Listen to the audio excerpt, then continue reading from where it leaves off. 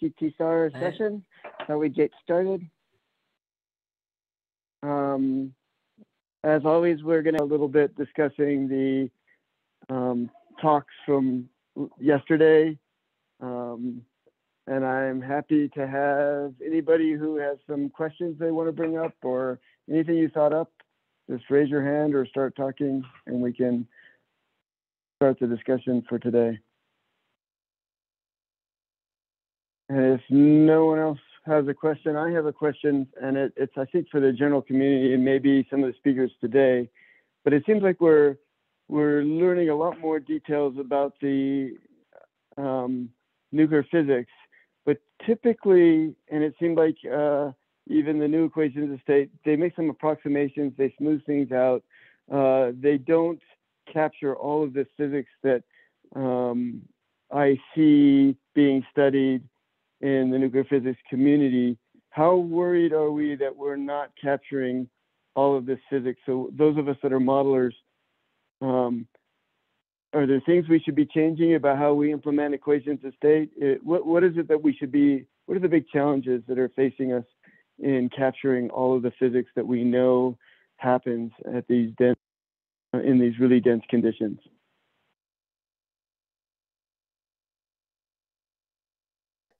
Maybe I can start by making a provocative comment on the modeling side, which is that for neutron star mergers, we're assuming, we're assuming NSE in large regions of the domain when it might be better not to assume equilibrium.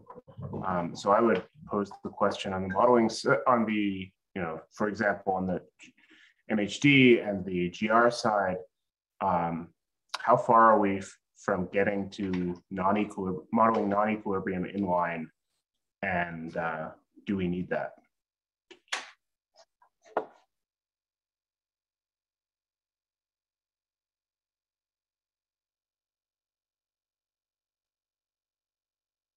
I see Andrew Steiner typed in a comment, and that makes me feel a little bit better, where his concern is less on the EOS and more on the neutrino opacities. And certainly there, we talked about the neutrino transport techniques, but we're not including the neutrino, a lot of the physics for the neutrinos. A lot of the transport techniques make simplifications on even things like what is the kernel, the scattering kernel for the transport, or if it's neutrino annihilation, they have approximations on what the neutrino distribution is for that interaction. And neutrino oscillations are, of course, really hard to implement in a lot of these codes. So that's another thing we could discuss. Yeah, I think I agree with Andrew there. I think probably oscillations are the biggest piece of that are not under control. I think we can certainly do much better with the interactions than we're doing that are non-oscillations, though. Like your example of neutrino annihilation. If you have a Monte Carlo method, for example, I'm not doing it correctly, so to speak, without approximation, but it's possible to do so because we have access to the full distribution function. So that's an interesting direction, I think, to pursue. Well, I would just state the obvious. Your question was about how worried we are about the equation of state. Problem is, we don't really know the equation of state at high asymmetry and high density. We really need better experiments to pin down somehow the symmetry energy at high density. And then there's a whole bunch of things that happen at even higher density. I mean, in terms of simulations, we just have to do with what we have to work with. Numerically, it's very hard to implement much more complicated equations of state. So, I guess the goal is to just try everything and see what nature tells us is the one that works. It's just a philosophy. But maybe on that note, so what is really the way forward then? Say, current LIGO will not be able to see the merger, so we will only get, I guess, upper limits on the tidal deformability. And the real thing will only be testable once we can see the kilohertz frequencies post-merger, but that may need to wait for, well, for the next generation of detectors. Or is there a clearer way forward than just this? Yeah, Chuck gave a overview of some of the constraints on the equation of state, and you know, there's the experiments like PREX and CREX, but and then there's NICER, and NICER had some pretty big error bars. Or what is the and then there's gravitational waves, all that will help us understand the equation of state better. How fast are those going to? I mean, I know where LIGO is going to go is next generation detectors, I think, are going to place some really strong constraints, but we're waiting for next generation detectors. NICER, what is it? How is it? Is its error bar going to start reduce, you know, getting smaller and smaller with time? What is it? What are our expectations from NICER? I have not seen a recent talk on NICER. So maybe I could comment a little bit on NICER. The systematics are still difficult, but more data is being acquired on the sources that have already been reported on, and also on some new sources. So I expect that the error bars will shrink a bit, but there's probably a fundamental lower limit to that. What's interesting to me is that we're starting to get measurements over a wider range of masses than we've had before. And so I think we should pay attention to what the differences in masses are telling us about the mass radius curve, and that gives us a hint as to what's happening at intermediate densities.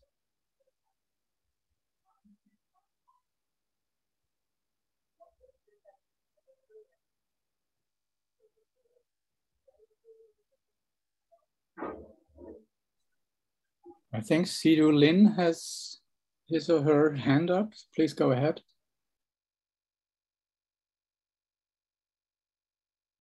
Yeah, I mute myself. So I have a question. So I'm just wondering, how important are the measurements of the inner densities of finite nucleus? For example, the measurement of the inner density of calcium-48, or the measurement of the very inner density of the lead-208. Will such kind of the measurement help us to understand the binding energy or the saturation density of infinite symmetric nuclear matter? So yeah, so that's what I'm wondering. Yeah, thanks. Maybe I can comment on that. Well, we have very good information on the charge. And for symmetric nuclei, the neutron density is essentially equivalent to the proton density, except for a Coulomb effect, which is under control. It does establish quite well the saturation density, these types of measurements. For asymmetric nuclei, of course, what happens in the interior is not unrelated to what happens in the surface. So it has an impact. But to know that interior density of calcium-48 may be possible, as Chuck has proposed. It will not directly tell us about what the saturation density is of normal nuclear matter, but it may have relevance for understanding whether we can actually model this neutron distribution properly. And I think most calculations, either ab initio or mean field, have hard time getting anywhere near the observed charge densities or the corresponding neutron distributions.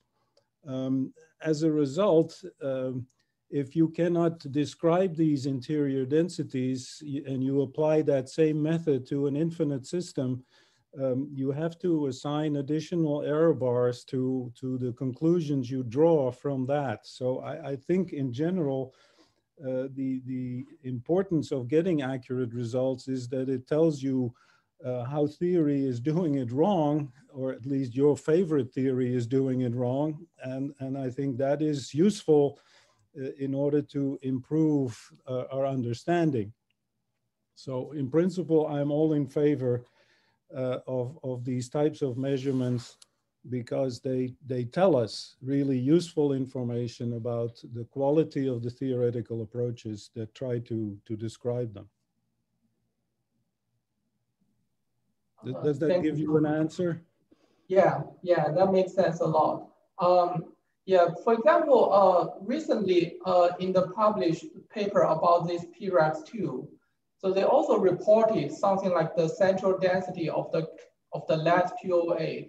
So let's just assume that people will believe that the central density is as the reporting number, which is something like 0.148, something like that. Yes. How much the equation of state will be changed if all the equation of state will be somehow tuned to have a saturation density reported like that PRAX2 paper? Well, keep in mind it's a relatively asymmetric system. So one needs to take the asymmetry effect into account on the density. So that's, I think on the whole, in nuclear physics, people do not doubt that a density of about 0.15 or 0.16 nucleons per cubic Fermi is a good item. It's relatively well established, but of course, symmetric nuclear matter is an academic system. It's more important to describe the asymmetric dependence of that equation of state. And so this is where I also yesterday wanted to emphasize that there are uncertainties built in making this link between finite systems and infinite matter. Which I think is not yet sufficiently under control. But I think as a test of any theoretical method, and I think at the moment, describing the interior of Lead-208 can be done with mean field theory. It can be done with the approach that we're using, but there's no ab initio sensible calculation of that available. So this is where we certainly will have to wait for a long time. Yeah, sure. Yeah, thanks. I guess the other question I would have is, coming from the astrophysics side, how can we help build the case to do more of these laboratory experiments? I'm less worried about gravitational waves, that's being pushed pretty hard across the world, where people are excited about them. I'm less worried about missions like NICER and successors of NICER's getting funding, because I think the astrophysics community is very on board with this. But what about for some of these laboratory experiments? Is there something the astrophysics community should be doing to help build the case to keep on pushing on these experiments? And so if people like Chuck, what would you like us to be doing, any of you working on these equations of state, what would you like us to be doing to help you prove your case that this is important physics to be studying? Yeah, so it's a good question. And let me bring up FRIB, of course, which we'll start next year, and that's the obvious venue for many relevant experiments. We just have to emphasize the connections. What happens in nuclei in astrophysics directly depends on measurements in the laboratory.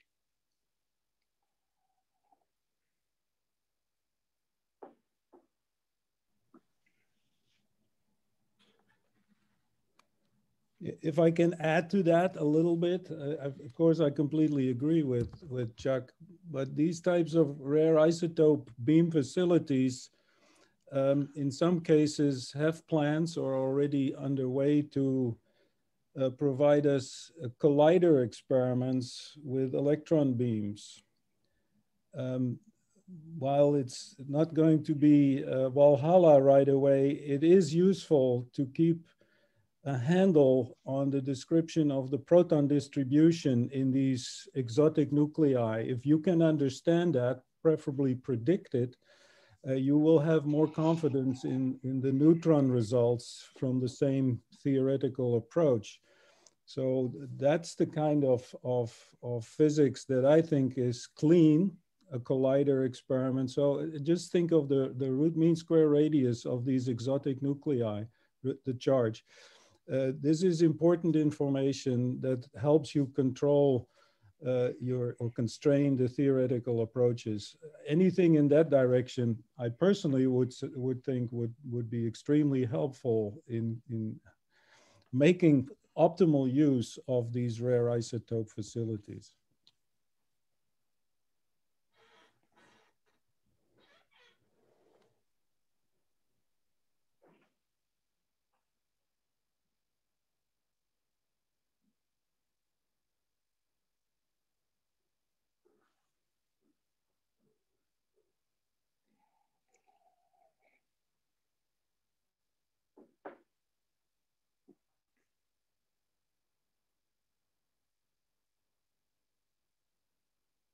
Are there any other questions or topics people want to bring up before we start the talks?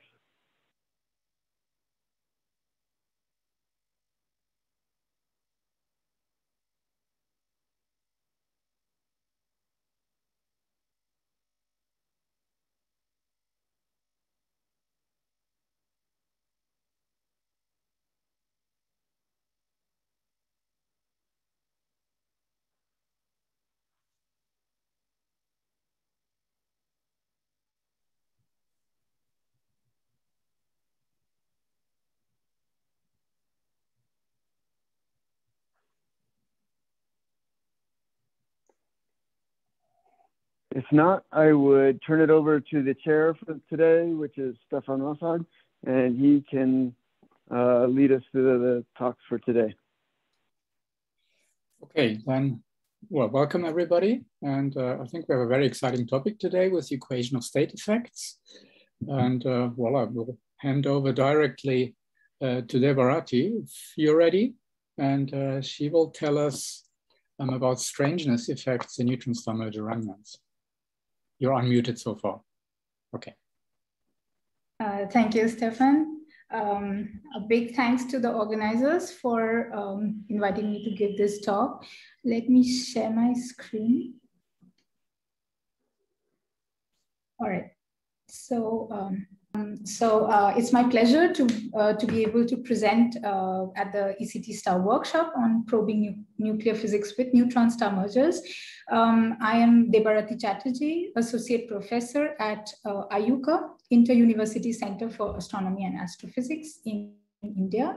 I'm also a member of LSC, LISC, and Chair of LIGO India Public Outreach. So I will present here, okay, so let me go ahead.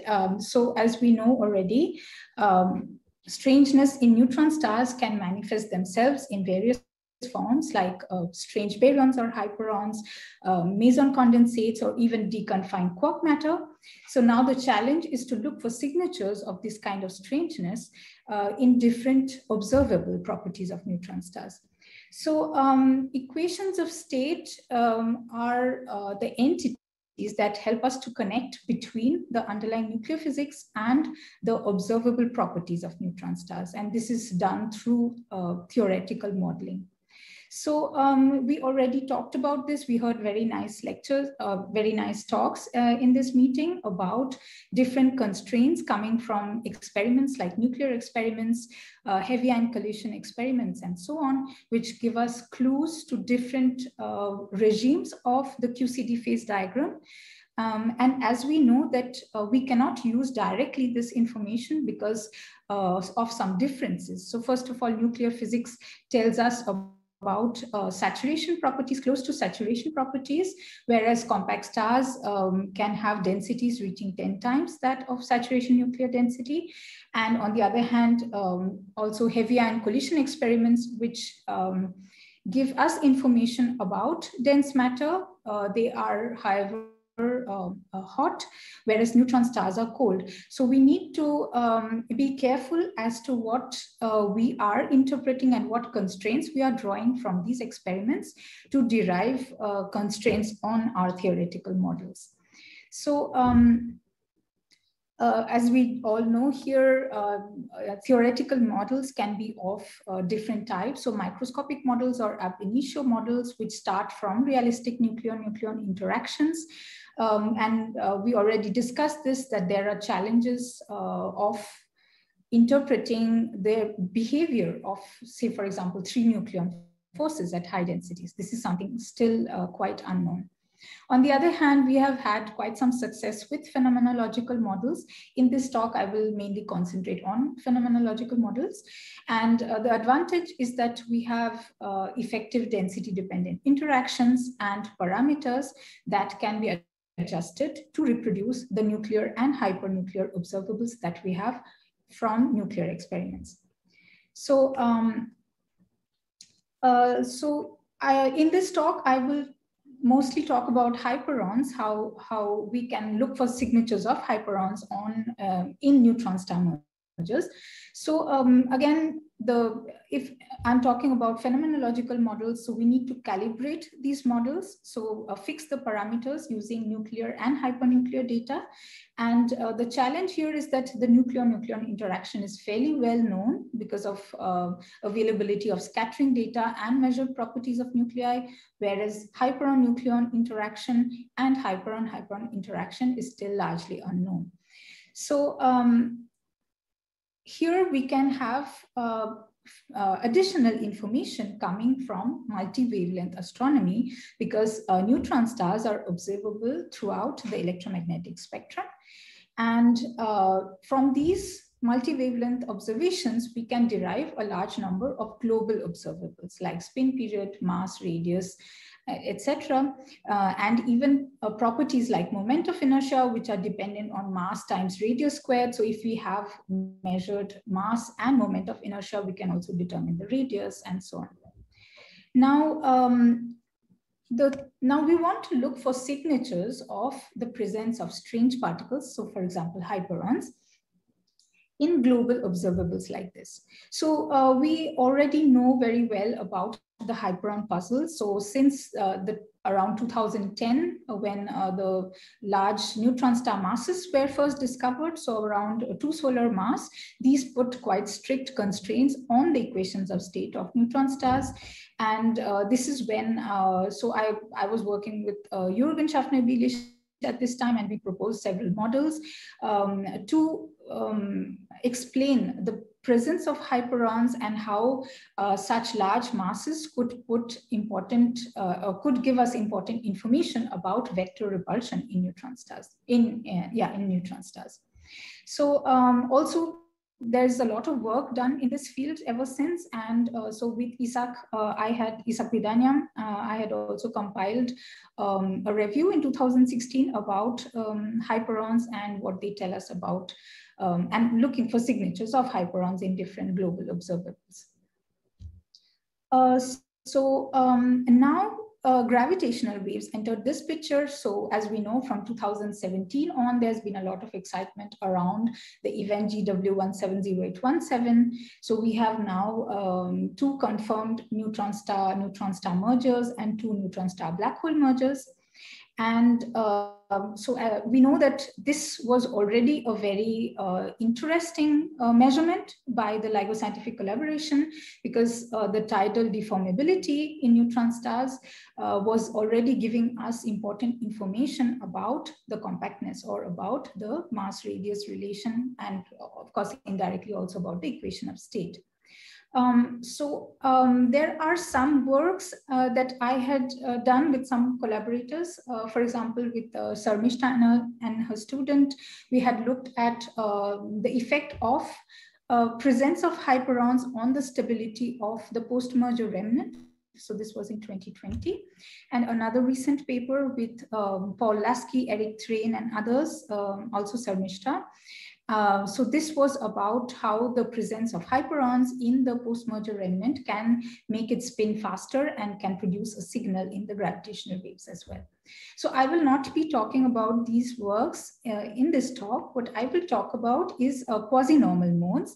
And as we know that quasi-normal modes can be unstable in isolated neutron stars, or they can also be triggered in the post-merger remnant.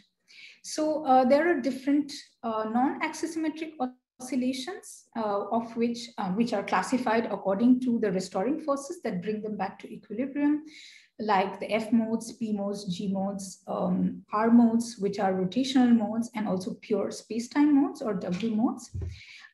In this talk, I will be talking about mainly F modes and the two publications that are related to that. So we were looking at the effect of the nuclear equation of state parameters on the F modes. So what we did in this work was, so within the framework of the relativistic mean field model, we studied which of the nuclear empirical parameters play the dominant role in the F mode frequencies. So what we did was, so we first adapted the standard Lagrangian for the relativistic mean field model, where we have the baryons interacting via exchange of the scalar sigma, vector omega, and isovector rho mesons. And you have the different coupling constants for the mesons. And sorry. So these we also had so there are these meson couplings, G sigma, G omega, B, and C. And in addition, we also have the G rho coupling for the isovector meson, and also the omega lambda, which is the coupling between the rho and omega meson. So we varied these different empirical parameters within well-known uncertainties coming from nuclear experiments. And so we have these equations of state. So GM1 and GM3 were just for testing the model, and then we varied these empirical parameters within their uncertainty range and calculated the corresponding mass radius, as you can see in this figure. And then we solved for the oscillation equations within the Cowling approximation, which means that we neglected the metric perturbations. So what we found was, so this is the result of the sensitivity study. So what we found was that the saturation, so energy per particle at saturation, the incompressibility or the symmetry energy and its slope were hardly affected, or rather the uncertainty in these properties hardly affected the F modes, whereas it was rather the saturation density. So this is the top right-hand figure, which played a non-negligible role. And the main role came from, again, the effective nucleon mass. So the uncertainty in the effective nucleon mass was the dominant empirical saturation parameter that was controlling the F mode frequency as a function of mass. So what we did was we then calculated the frequency as a function of tidal deformability, compared them with other results from the literature, and we found them to be compatible.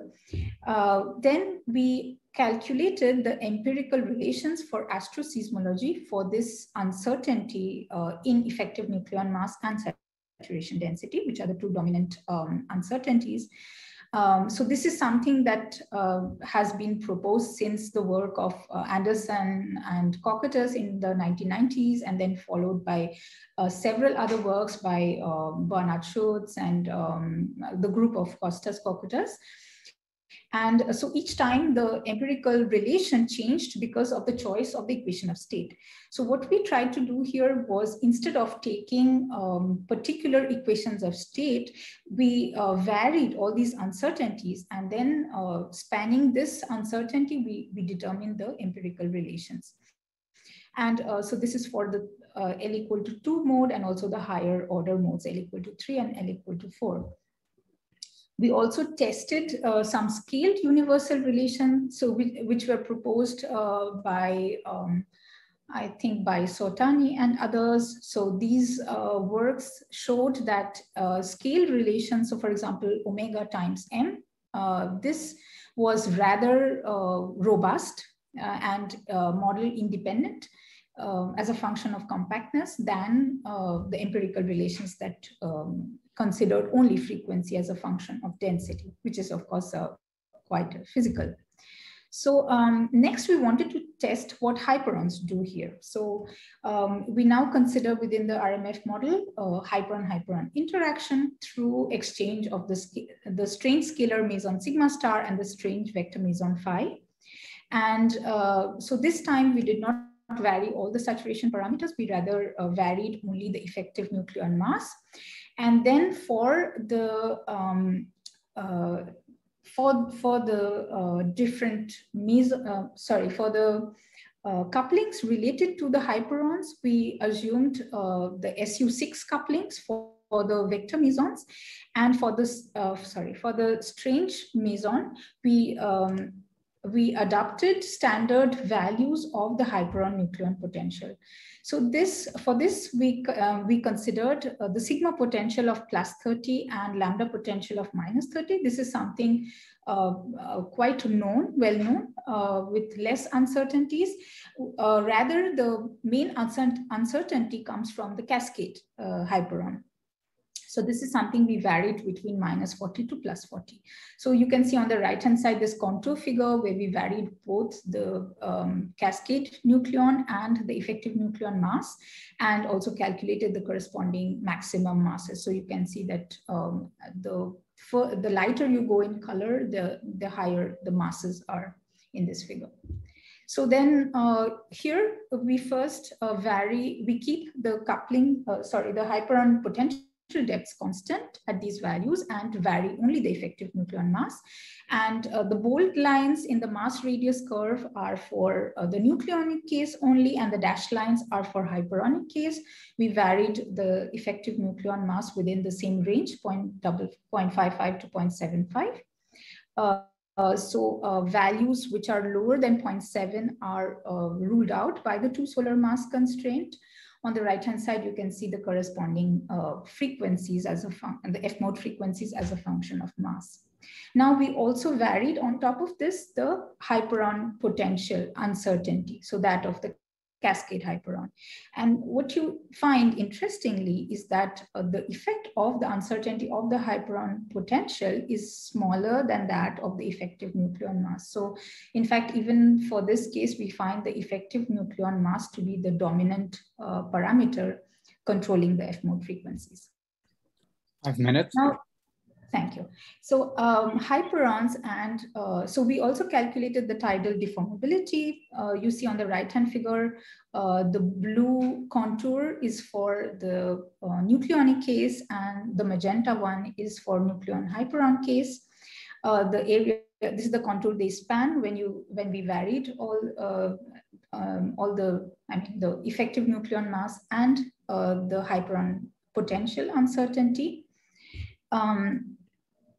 We also calculated the empirical relations for astroseismology as we did before. This time, so the dashed lines are, the red dashed line in the center is for hyperons, whereas the blue central line is for the linear fit containing nucleons only. So we did, we did the same procedure as we did nucleons.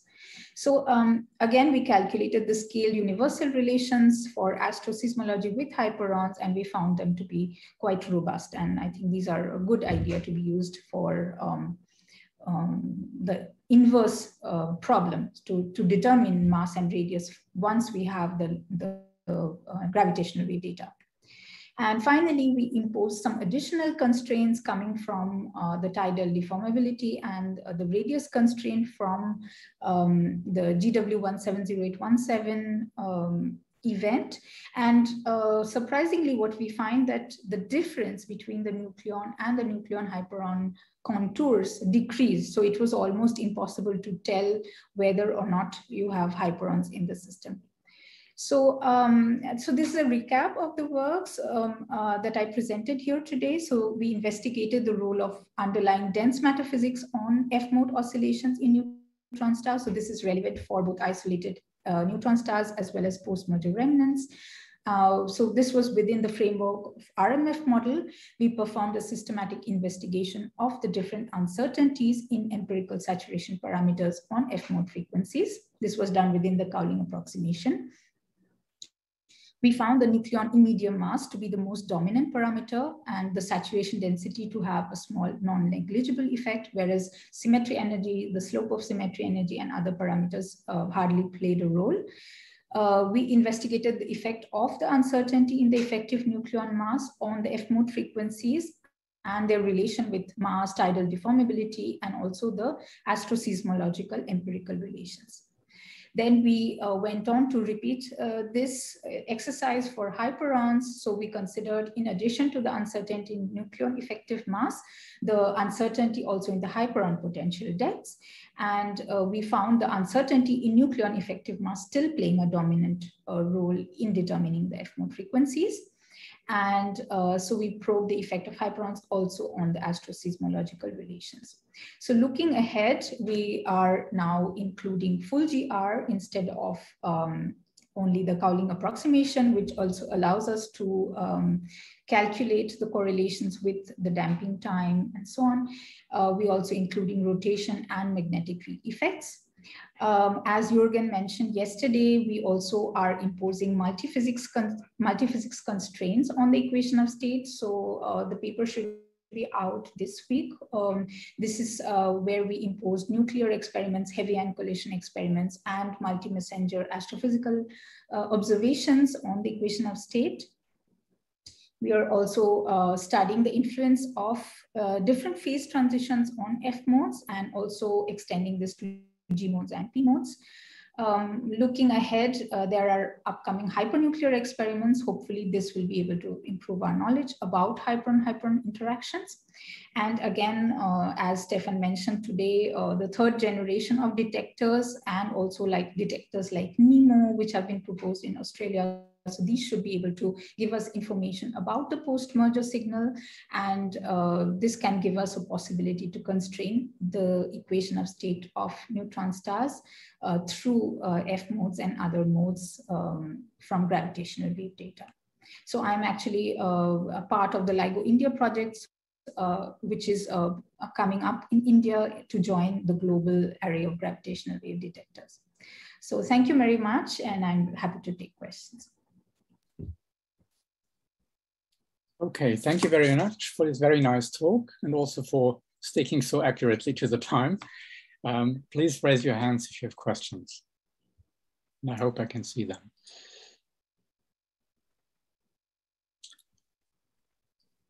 Okay, there's Angels first.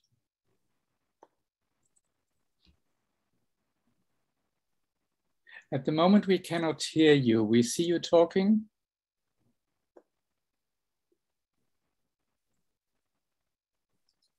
Now, do you hear me now? Now it's much better, yes. Okay, thank you. Hi, thank you for this nice talk. I would like to ask you, why did you consider the variation on the cascade optical potential from -40 to +40 or -50 to -40 to +40? I think this is a very large range. Do you have some phenomenology in mind or something? Because in my it is my understanding that this potential is attractive. Maybe people don't know whether it's about 15 MeV attraction or 20 or 30 MeV attraction, but plus 50, I think repulsive is a little bit too much, or plus 40. You're right. Actually, like I mentioned, so I think we have a better idea of the sigma potential and lambda potential than cascade. But again, like you saw that, I mean, we did consider for the initial test something like minus 18 or minus 28. I think this is earlier value of minus 28 was used, and this value is now updated to something like minus 18 or minus 15. But I mean, I think what we wanted to probe was mainly like, I mean, we did not want to have a conservative range of the cascade potential because this would be the prime source of uncertainty. I mean, I think it's fine, no problem. And just a second question related to that. If you put the cascade potential to plus 40, is a curiosity only. Do the cascades come out in matter or because they probably are delayed and I don't know whether they will really appear or not? I don't have the particle fraction plots with me today, but I think what we have seen, I mean, also with the sigma potential, right? If you have strong repulsive potential, then mostly they are delayed to higher densities and may not appear. So I think you're right in that, yeah. Okay, thank you. Thank you for the nice talk. Thanks. Okay, and then there was another question by Janos. Please go ahead. All right. Hi, Debarati. Thank you for the nice talk. I have a very naive question. So it seems like that with hyperons, you also managed to produce 2 solar mass neutron stars. So my question is, how do you do that? Okay, so yeah, I mean, the question is valid. So I'm just going back to this schematic plot. I don't have figures from this paper, but so this, this hyperon puzzle is well known, right? So what we expect is that if there is any additional degree of freedom, then this should soften the equation of state, lower the pressure, and correspondingly the equation of state will be softer. So in that case, the immediate answer would be that hyperons should be ruled out from the maximum mass argument. But the thing is that do we know enough about the interactions among hyperons to conclude that? So what we saw was that hyperons, they have attractive and repulsive interaction. And what this tells us, it gives, so a maximum mass of 2 solar mass gives us a strong constraint of how repulsive the interaction should be. Now, whether or not this hyperon repulsion is possible is only going to be answered in future by the experiments, like hypernuclear experiments. If they do not see such a hypernuclear interaction, such a repulsive interaction, then probably hyperons will be ruled out. So this is something, it's a way out of this problem, of this hyperon puzzle, but it just tells us something about the interaction. Like whether or not this is true is yet to be confirmed. All right, thank you. Okay, then there is another question by Satyajit. I hope that was properly pronounced. Please go ahead. And then there was a comment by Chuck also on the chat. Yeah, that's Satyajit. Thank you, Devarati, for the nice talk. I had a question from your conclusion. So you said you're going to add GR in the mix later. So how do you expect that would change your results from what you have now? Yeah, so Cowling approximation is known to give an error of up to 10%. Around 10%, again, depends on the model. So we know that this definitely affects the results. So this is something well known, but again, Cowling approximation is widely used because it's very simple. So we have now started testing the full GR equations. And the other thing is that since Cowling approximation, because of Cowling approximation, you can only calculate the frequency and not the damping time. So this will now allow us to calculate the damping time, and this it can help us to determine other correlations like of global observables with the damping time, and this can give, I mean, this can also be compared to gravitational wave data. So this is the advantage. Okay, thank you. Okay, I think we have a bit more time for a few more questions. Since Chuck is unmuted and had a question, maybe you can ask it yourself rather than me reading it. Okay, yeah. So I was wondering, you say the F modes are very sensitive to the effective mass. Could you say a little bit more why they care about M star? Well, good question. The short answer is I don't know. And the long answer is that, so this came as a surprise to us as well, because what we were planning to do initially was doing a sensitivity study and then maybe a Bayesian analysis over all the parameters. But what we found was that really the other parameters don't play a role, and it was the effective nucleon mass. And if you have already seen, probably also in this meeting, who was it? Someone presented the effective nucleon, was it Sabrina? I forgot. So that effective nucleon mass was, this was discussed, right? That this plays a role also in the core collapse supernova simulations and so on. So I was like, I think it is more like probably it's that the effective mass is something that it's an underlying property of the theoretical modeling. Probably it's like the largest uncertainty that we have that affects all the global observables. So recently the paper that where we used multi-physics constraints, it was the same thing. Like we varied all the parameters, and again we found it was the effective nucleon mass playing a major role in the uncertainty in the 1.4 solar mass radius and tidal deformability and so on. So well, I don't know exactly why it is the effective mass, but it is clear that this definitely plays a dominant role in most of the global observables of neutron stars.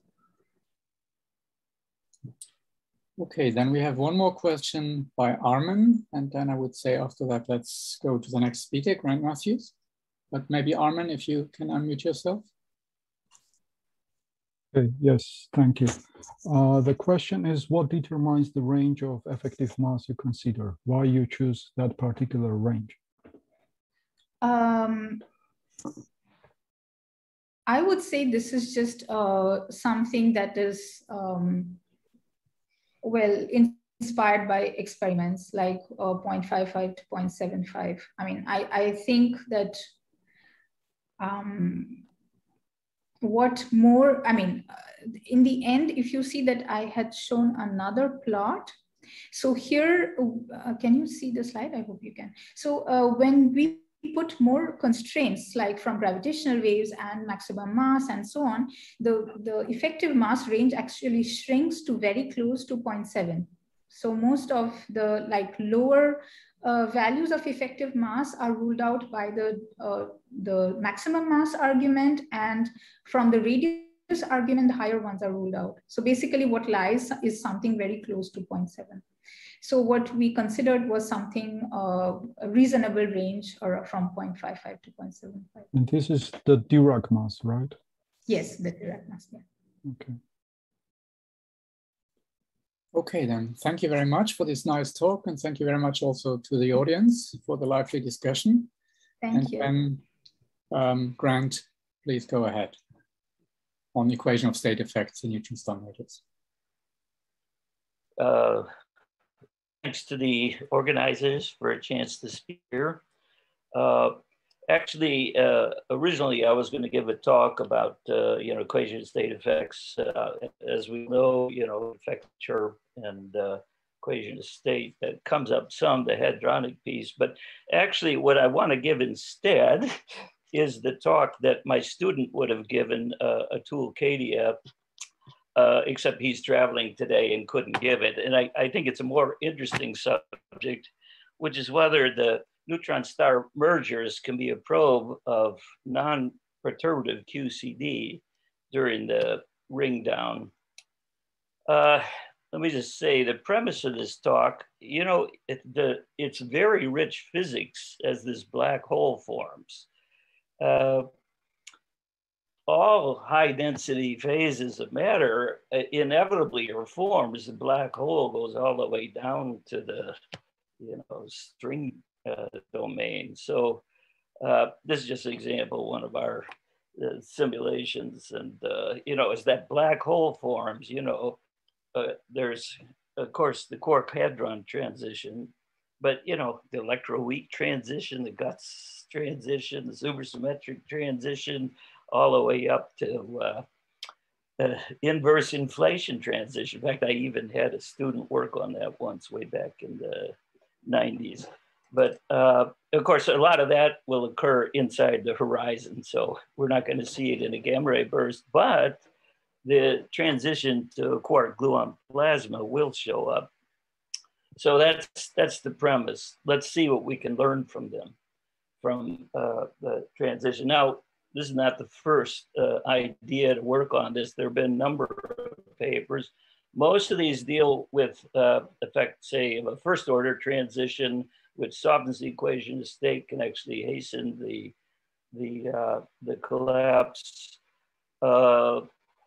There's also, yeah, okay, yeah, we heard previous talk reports of hyperons. People have looked at that.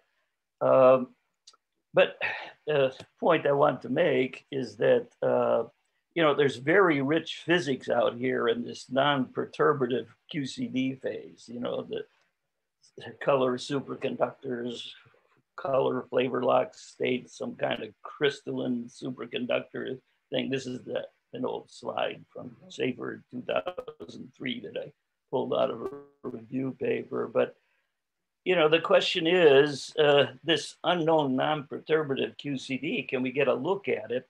I've sort of sketched a cartoon of how a collapse might go through on its way to forming the horizon, and may have a chance to look at this.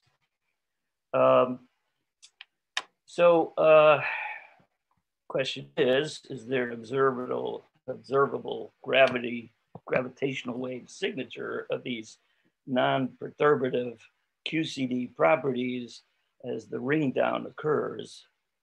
And okay, this is part of a paper we're about to submit, and that's a tool who, if he didn't have a travel conflict, would have been presented this to you now. Okay, just to overview what's in these calculations, we use the fully relativistic, you know, ADM, BSSN way of doing the field equations. We use the Einstein toolkit. We've heard some about these already in earlier talks. Let's see. Okay, we set up the initial conditions. There's a standard in the field code called the ring that sets it up on the grid. And, before we get the stars moving, one of the things came up in Stefan's talk is some of the disadvantages of Eulerian codes, but this does have adaptive mesh refinement, which helps us get better resolution on smaller scales. Although I'm very interested in the possibilities with SPH for the later evolution. And we use the sort of a standard gravitational wave extraction by the you know, Newman Penrose formulation. But okay, should also point out, we don't have neutrinos included. We've just set YE equal to 0. So these are just the first. Let's take a look and see what happens in the collapse. Of course, the real system is much more complicated. Okay. So what happens as the merged system collapses to form this quark gluon plasma? You know, some of the treatments equations state, and I know I've done it too, assume right away you go over to an MIT bag where you have an asymptotic freedom already showing up plus a vacuum energy. But in fact, asymptotic freedom doesn't show up until fairly high energy. So you have to take into account, as I already pointed out on the phase diagram, you know, the quark anti-quark pairing, which will give the constituent quark masses. Then there's this chiral symmetry breaking, and then the quark-quark pairing, which gives you the color superconductivity. Now, the framework we've chosen to look at this is this QH quark hadron crossover equation of state from Gordon Bain and others. This one is nice for this, for our purposes. It is based on the premise that, well, okay, we know that at low density, high temperature, it is just a crossover transition now from lattice QCD. Now, there's a general consensus that there's a chiral transition when you go to the finite density, lower temperature transition, but suppose that's very weakly first order or a simple crossover, then we can immediately go to look at the rich physics in the quark matter phase. Now, if there's a first order transition, that'll have, if it's a strong one, will have the effect to soften the equation of state, it'll hasten the collapse. What we want to see instead, suppose it's a weak crossover, it's a crossover or weak first order, then we can look right away at effects of this rich physics. So just a little bit about the equation of state, the hadronic piece based on the APR equation of state that was updated by, extended by Togashi in 2017, was one of the authors on this. It's treated as a smooth crossover, as I already mentioned. The quark matter is treated in an effective field theory, Lagrangian, which we've seen a number of them already. It has these 4 quark interactions, 6 quark interactions. So for our purposes, those interactions are important. I mean, there's the standard, the pseudo-scalar that gives the constituent quark mass kind of thing. There's the, just looking at the 4 quark interactions. The diquark piece, that's what gives you the color superconductivity. There's a vector repulsive piece, and that's the piece that will gives a repulsion so that you can form the right kind of mass radius relation. The point for this talk is just that there are 3 coupling constants. And in fact, the one of them just gets fixed from phenomenology. The ones that are most uncertain is how strong is this pairing as you get into the high density regime in the quark matter, and also how strong is the repulsive term. Okay, so in the equation of state, this QHC equation of state, there's set up a range of parameterization. I show this. This just happens to show that all equations of state are subluminal, which is one of the improvements that was done in this version of the equation of state. Basically, the 2 parameters that are varied are this vector coupling and the strength of the quark-quark pairing, and that goes up through this ABCD. We're going to look at 2 of them as the strength increases. A point made in Gordon's 2018 paper, as you affect these different coupling constants, as you increase the strength of the pairing, you can stiffen the equation of state, it increases the pressure. So it will have an effect on the collapse.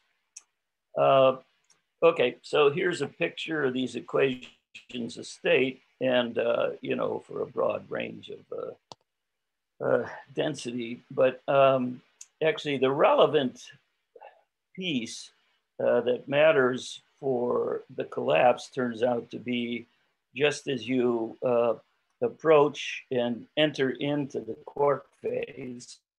That's why I've sort of expanded it here. And we're going to look at 2 of the equations of state, the B and the C. The black dots are if you just kept the hadronic equation of state.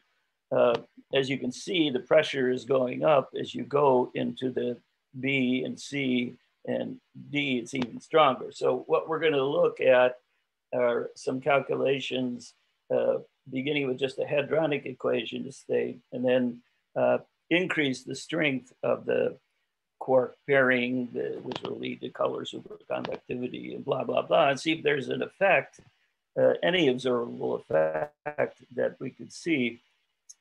Okay, now there's a history of this, which relates to a thing that Chris brought up earlier.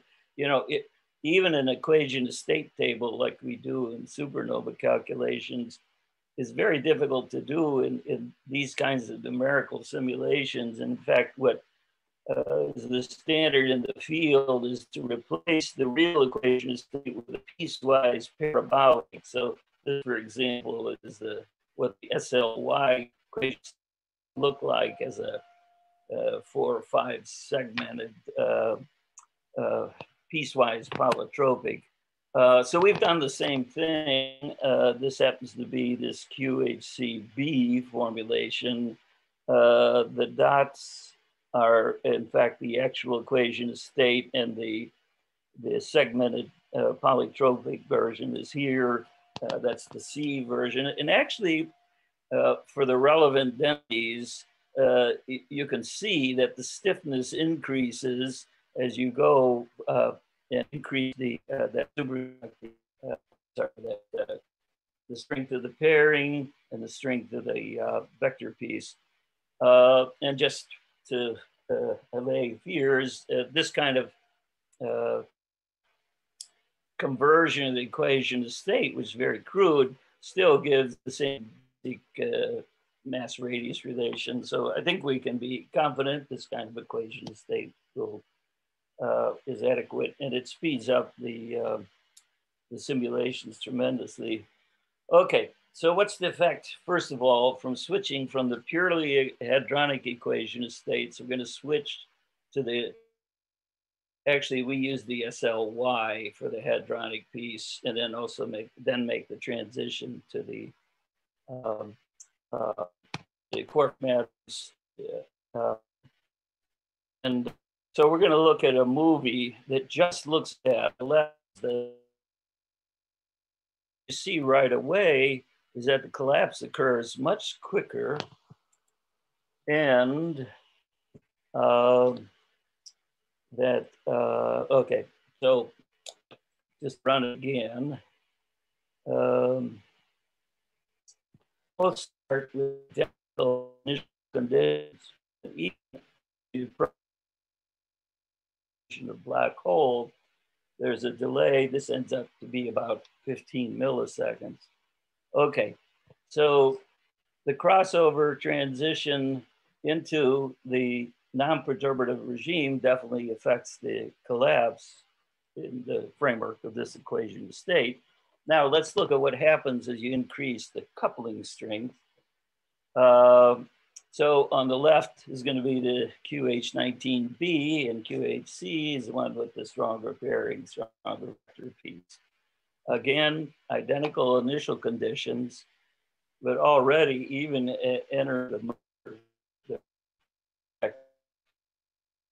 there's a dramatic increase in the time scale.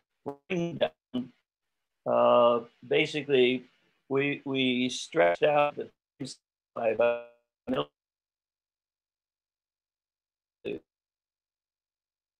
it out to another 30 milliseconds by increasing the strength of the quark pairing. That's the main thing I wanted to show you. Let's take a look at what that does to the gravitational wave signature. This is just a picture in time of the evolution of the maximum central density, and they begin to depart as the merger occurs. The things oscillate around, but the diminished pairing causes an earlier collapse.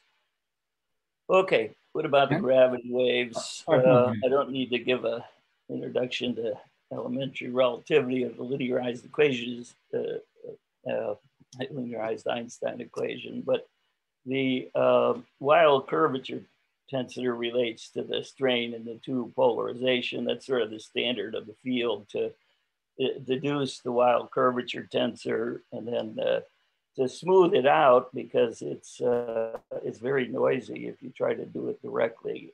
You expand it in spherical harmonics and look at it. And this is a picture. It's actually the psi4, so it's like the acceleration of the strain, but it's related to the strain. So you can see both stars start out exactly the same, but you get this delayed continuous ring down that goes on for tens of milliseconds once you increase the non-perturbative QCD effects.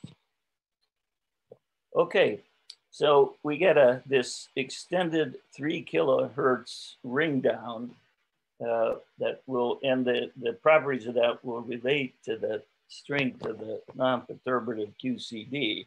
So question is this observable?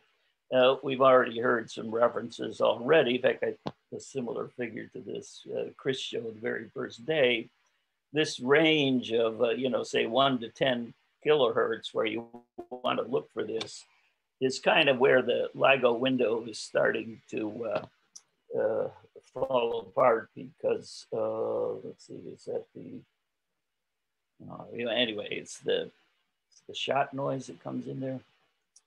But the next generation Einstein telescope and the Cosmic Explorer will hopefully have an increased sensitivity by order of magnitude or so, and it will be in sensitivity in that range. So hopefully the next generation will have a look at that. I did want to point out, has there been any observation of ring down yet? And there is, in fact, a couple of papers that have been published by Maurice Van Putten and his collaborators. He has a big computational complex in Korea that he put to reanalyze the LIGO data and look at the energy signal. And he actually sees this post-chirp ring down, but this is over a long time frame. It's like 2 to 3 seconds. And there's another paper that also looked for it, claims they don't see it. It's funny, in Van Putten's paper, he says that work actually confirms what they see. So there's a controversy about it. To stretch it out that long, this is another aspect of the complexity of looking for the ring down. You actually need something like a magnetar and the time scale for the magnetic radiation away for the star to collapse. So it's definitely more complicated than what I presented. But what I want to just leave you with then is the conclusions that I've tried to impress you with, which is the ring down of the black hole is very rich physics, and it's very interesting. And the black hole has to unavoidably, as it forms this Kerr black hole, pass through not just the phase of quark matter, but all of the interesting things we talk about in the early universe, including inverse inflation and so forth, except that's probably all inside the horizon. But the QCD aspect actually is outside the horizon, gives us a chance to explore that. And at least there's a possibility, if one can observe a delayed ring down in this 1 to 10 kilohertz range, that it might be used to probe the strength of those non-perturbative QCD physics from the quark interactions in the quark matter phase. And with that, I will stop. Okay, Grant, thank you very much for this very nice talk. Are there any questions? Please raise your hand. Maybe while you decide whether you want to raise your hands, can I maybe start? You tried to convince us that this piecewise polytropic approximation is pretty good. And I think for the cold part, there is not much doubt about this, that this is doing pretty fine. But did you also add a thermal piece? And if so, how did you do yes, that? Yes, that's a good point. I forgot to put that on the slide. Within the Einstein toolkit framework, I forget the name of the hydro package, but the thermal physics is treated in an approximate way with its own polytropic index, and it gets evolved along with the rest of the equations, and it goes into the energy equation. So there is thermal physics built in. What we don't have is the neutrino physics. Okay, are there other questions? I don't see any. Then let's move on to the next speaker, I would say. Let's thank Grant again. And the next speaker is Loïc Perrault. And I think he will tell us about tidal deformabilities. So hello everybody. So I'm Loïc Perrault, and I'm a PhD student at Université Libre de Bruxelles in Belgium, under the supervision of Nicolas Chamel. And today I will talk about my project, which is about the effect of dense matter properties on the tidal deformability of binary neutron stars. So let's begin with some motivations. So first of all, as you know, on the 17th of August 2017, there has been the very first detection of gravitational wave signal from binary neutron stars. And this event has already provided a lot of information on the dense matter properties. And since then, during the 03 round of observation of LIGO and Virgo, many other events have been detected, both neutron star mergers, but also more recently, neutron stars and black hole systems. So the signal coming from these events is so weak that you need well-suited gravitational wave templates to analyze it. And the final goal is to probe the properties of the dense matter in conditions that are non-accessible in laboratories. Let's continue with a reminder on inspiraling neutron stars. So when the two stars are far away, they can be assimilated to point mass objects. So the dynamics is the same as two black holes with same masses, and the gravitational wave signal is universal, and it can be calculated by the Newtonian method. Now, when the stars are getting closer, tidal deformations appear, and sorry,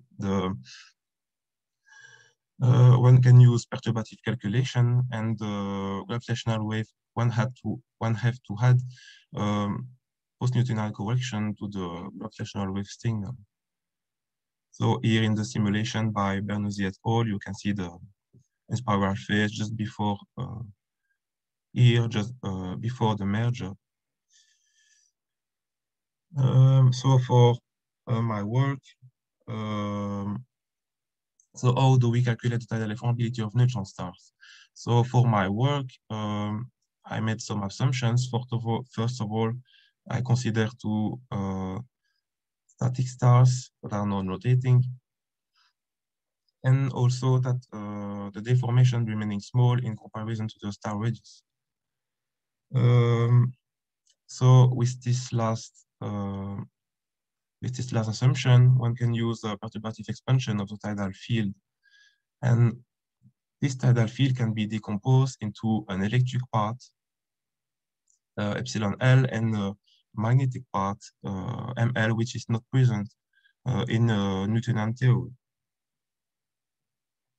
And the electric part induced mass multiple moment in the star, and the magnetic part induced a current multiple moment. And these quantities, QL, epsilon, S, and M, are related by the lambda and sigma, which are the tidal deformabilities of the neutron stars. These are the tidal coefficients, and these coefficients are depending on the microphysics, which is very important. So to probe the interior of neutron stars, one can study these coefficients. Note also that explicit expressions of these coefficients can be obtained if we solve the linearized Einstein equations. Now, what about the love numbers? So this lambda and sigma are related to the tidal love numbers. Through these relations, basically it's a constant multiplied by lambda or sigma and divided by the radius of the star to the power 12 plus 1. One can also define the dimensionless tidal coefficients, big lambda and big sigma. And this coefficient enter directly in the post-Newtonian corrections for the electric ones at the order 12 plus 1, so it begins at 5 p.m. And for the magnetic ones, it's at the order 12 plus 2, so it begins at 6 p.m. And one last thing that is important is that the current gravitational wave approximant include the tidal coefficients of 2L equal to 4. And so it's of interest to calculate them at least of 2L equal to 4. Let's continue with a quick reminder on the internal structure of neutron star. So a neutron star is made of several distinct layers. The inner core, the outer core, they form the major part of the star, and where in the core the nuclei are completely dissolved, and the core is formed only by a mixture of protons, electrons, and neutrons, and also muons. And in our model, we don't consider any other particles. We have an inner crust where we have electrons, the presence of neutrons, but also neutron-rich nuclei. And in the outer crust, below the neutron dew point, you have electrons and nuclei, no more free neutrons. And above all of that, you have an ocean and an atmosphere with a negligible thickness in comparison with the neutron star radius.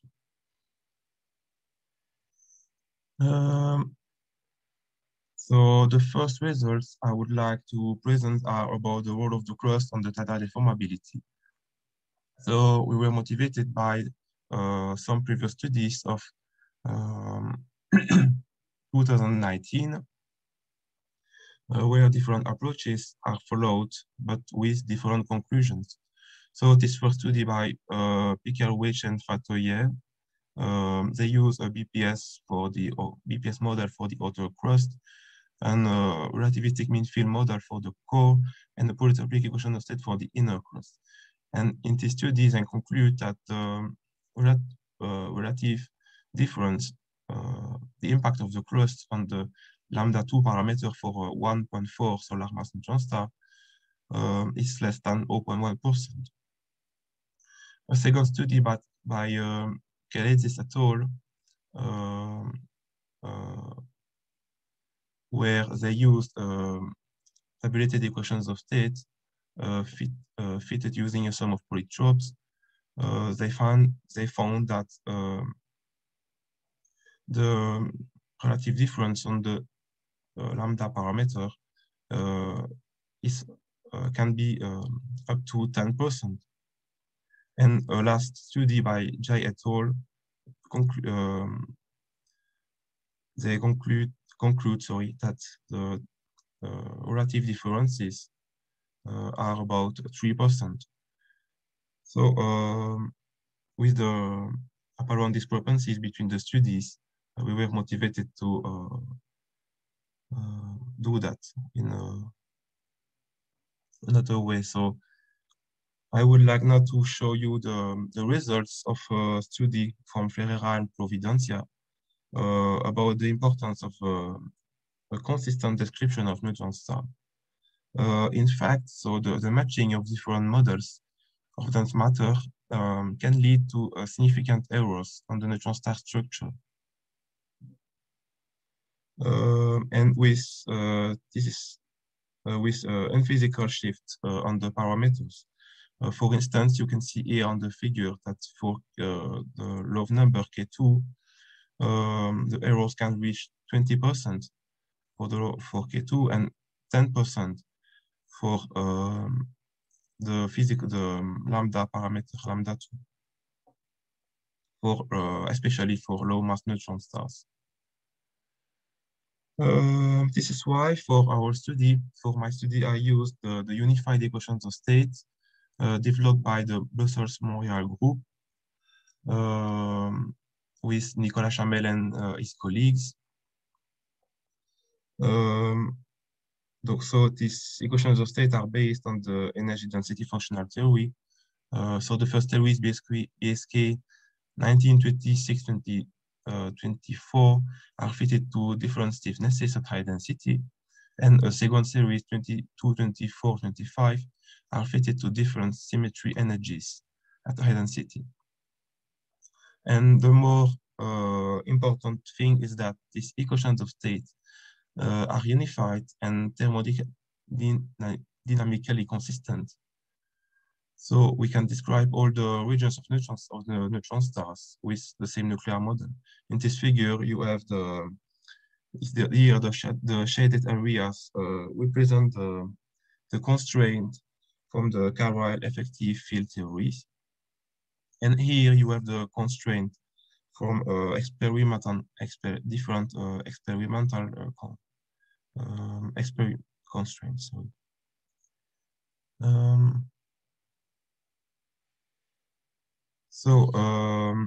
For our study, we use the equation of state BSK24 because it's more favored by the nuclear data and also by the LIGO-Virgo observations. And we made the comparison with the putative star, fully made of homogeneous nuclear matter, but also with the same nuclear model for all the stars. So as if the core were extended to the surface. Here is, you can see the adiabatic index for the case with crust and without crust. So it's very different in the crust, but in the core, obviously it's the same because it's the core is the same model. It's the same homogeneous matter. So the absence of the crust reduces the radius by about 5%. For a 1.4 solar mass neutron star. And the impact of the tidal low numbers are more pronounced for low mass neutron stars, as you can see on this figure. So when there is no crust, only homogeneous matter, the low numbers are increased in absolute value, both for KL and GL, the gravitoelectric and gravitomagnetic. And but our conclusion is that the observable tidal coefficients lambda and sigma that enter into the gravitational wave phase corrections, they are not affected. So the increase of the low numbers is mitigated by the reduction of the radius. And the difference, the impact of the crust is less than 1% with unified models.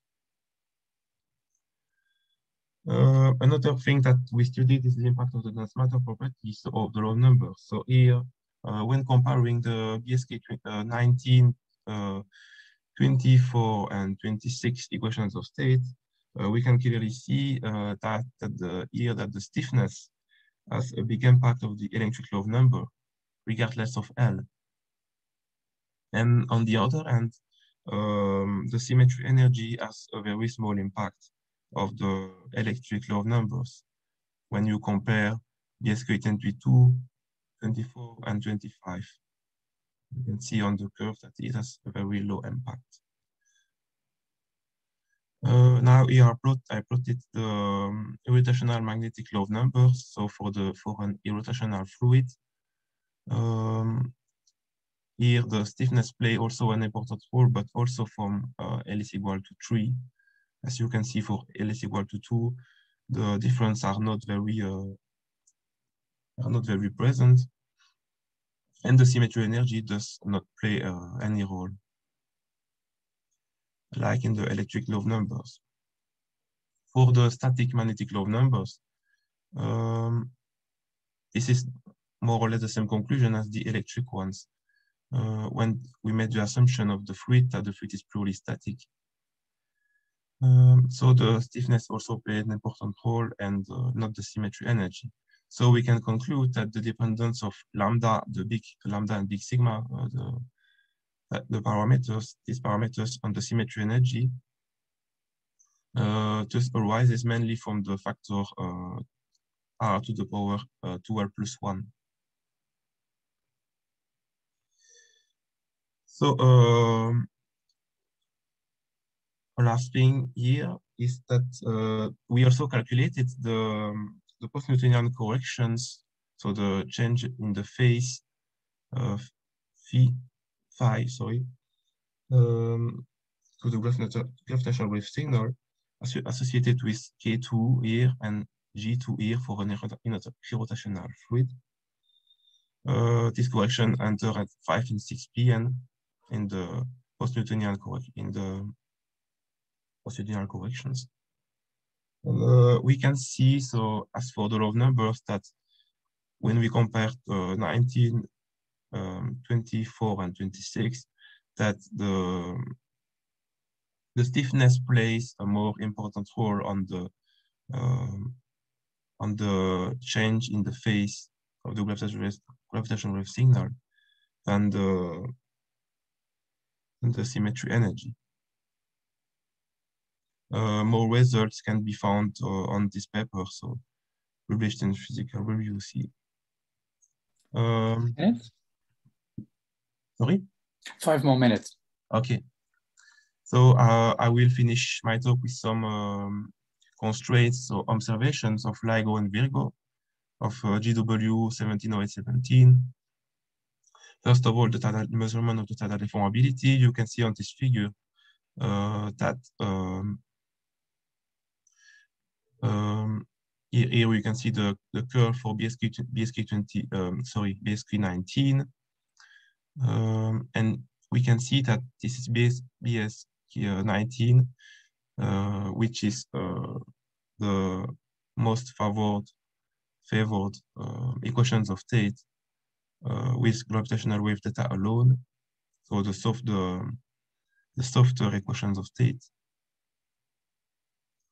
And the equation of state BSK 22 is disfavor with the stiffer symmetry energy. So here is the BSK 22 equation of state. The contours here are the 90% and the 50% probability density. On the mass-radius relation, the boxes are the measurement of the mass and radius of the two neutron stars in GW 170817 from LIGO and Virgo using two different ways, two different models. And we can see that all the models are compatible, but BSK 22 is only marginally compatible with one of the two analyses.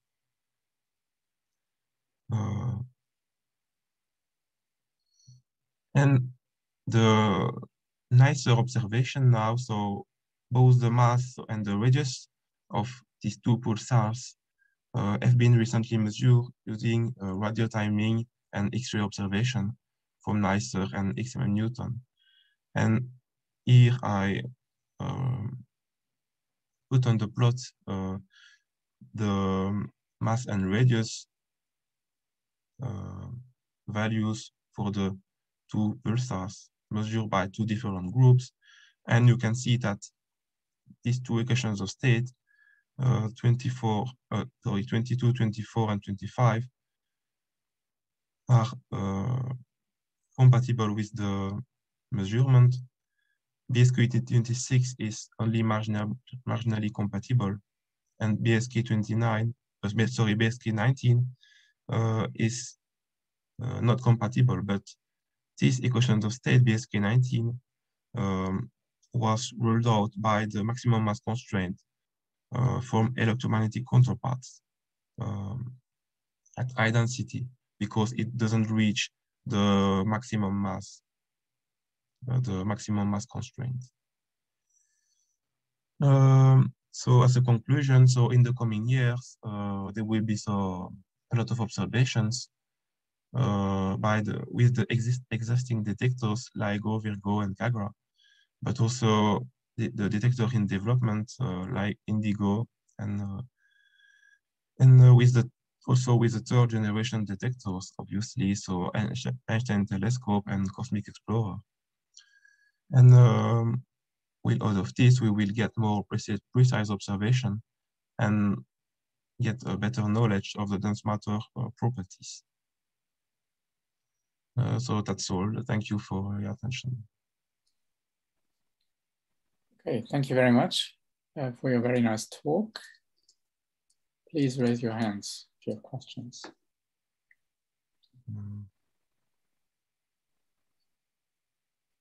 And maybe I can start. You had one slide where I have a really basic questions, which was just showing the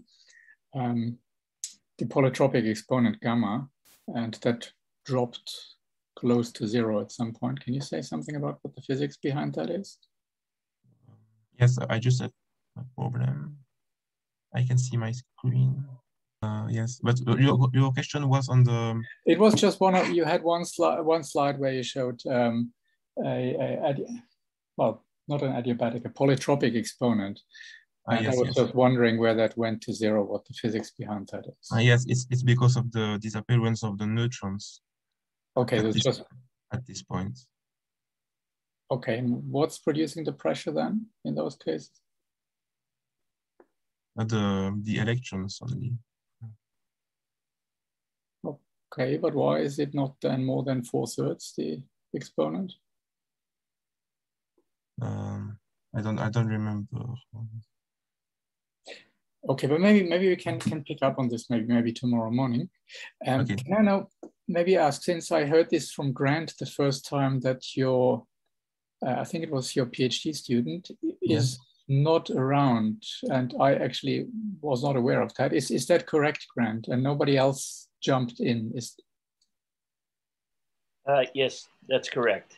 So the program was rewritten in the schedule that Chris sent around. So we just go to the next talk now.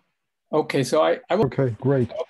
Then so Armin will tell us about hyperonization and the specific gravitational wave event. Very much looking forward to that. Please take it away. Okay, how much time I have? Sorry. The idea is 20 minutes, and then I give you a warning after 15, and then 5 more for discussion. Okay, 20 minutes. Okay, great. So today I would like to talk about tension between hyperonization in dense matter and the observation of gravitational waves in GW 190814, which is, well,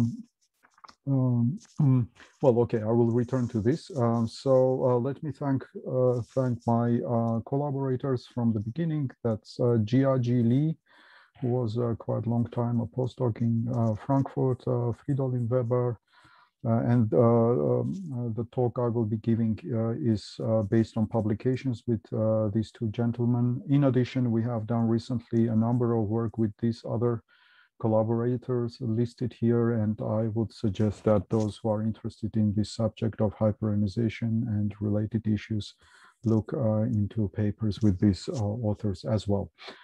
So the story is the following. GW 190814 is a highly asymmetric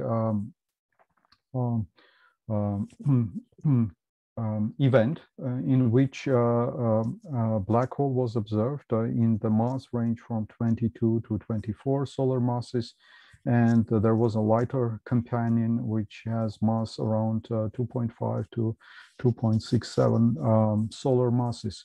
Here is a picture from LIGO where on the y-axis you see the masses of objects that participated in a merger, and these gray lines connect the members of the binaries that merged. Here below you see the neutron stars, and up here are the black holes. Violet are electromagnetic black holes, and here is our example where we have 2.5 solar mass object connected with something to like 223 solar mass black hole. And the question, natural question that arises here is whether this is a black hole or a very, very massive neutron star. And one problem and mystery here is that there exists a mass gap between 2 and 5 solar masses where black holes were never observed before. And actually from stellar evolution scenarios, it's quite hard to obtain a compact object in this range. So, there were some speculations immediately after the publication of these results. One can say, okay, this is simply a stellar mass black hole, but the formation mechanism is not very obvious because supernova explosions normally don't produce black holes in this range. There could be some complicated evolution path involving hierarchical triple systems, which are, so this object could be a remnant of previous mergers. In principle, we can have a static neutron star if the equation of state is purely nucleonic and stiff. But this idea is actually to some extent in tension with GW 170817, which tends to prefer more softer equations of state. Another idea was that this object is rapidly rotating, which, as well known, will add 20% mass to the static limit. So it's close to Keplerian rotation with somewhat softer equation of state, which will make it better compatible with GW 170817. Now, and then, of course, the question arises: how these interpretations, these two interpretations, was there any change? Do you see still my screen? Yes, it's a bit smaller, but we still see it. Oh, okay. That was the problem. I mean, okay. Just a second. Okay, now we are back. Yes, and then the idea, the next idea is what happens to these interpretations, these two interpretations, static star or rapidly rotating star, if non-nucleonic degrees of freedom like hyperons, delta resonances, or quarks are included. We explore the possibility of hyperonization and inclusion of delta resonances and found that in this case, there is a real tension between observations and theory. And this seems to be an interesting point where it makes really a difference whether you have a nucleonic equation of state or hyperonization in this in dense matter. So this talk will be based on these two papers published in PLB and PRD. There were many publications accompanying this work. Those who are interested can go back to these slides and look up these references. So what we are using covariant density functional theory. Why we call it density functional? Because essentially pressure is a function of the potential in nuclear matter, and this is the hallmark of density functionals in general in many body physics. So the parameters of the functional are adjusted to data. We use astrophysics laboratory ab initio calculations. I will show that in a moment. We have been working on extending this CDF or DFT to include heavy baryons, particularly hyperons and delta resonances. And one advantage of using this particular formulation of many-body theory is its fast implementation, which allows to generate quickly families of equations of state and study large parameter sets. So what are the advantages of relativistic models of nuclear matter? First of all, relativistic covariance. Causality in our models is always easily and automatically fulfilled. The Lorentz structure of interactions is maintained, so you can pick up various types of self-energies depending on their Lorentz structure. It's rather straightforward to extend to the strain sector within the limitations of this model. Again, fast implementation, as mentioned before. But of course, it should be realized that this is not a quantum field theory in a sense of quantum electrodynamics of QCD. It's not a fundamental theory. This is just a effective model which produces basically a density functional. That's all. So we have extensions to finite temperature, also isoentropic cases. You can look up those papers as well. And one further step that was carried out recently was mapping these covariant density functionals on the frequently used Taylor expansion of energy of density functional, which allows us to vary our covariant density functional. Sorry, this is my mouse doing this.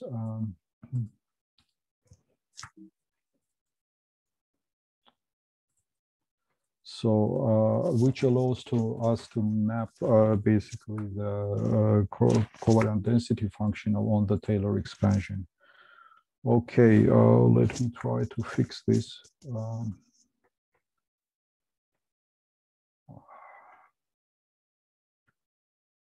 Okay, try not to use the mouse in the way.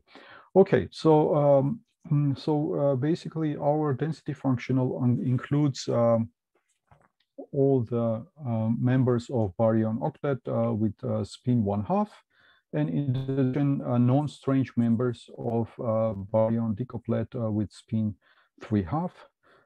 So experimental information is scarce in this case. You see here we have the chart of nuclei, and there are some hypernuclei here at small mass numbers, which provide some information mostly on lambda interaction of lambda hyperon with nuclear systems.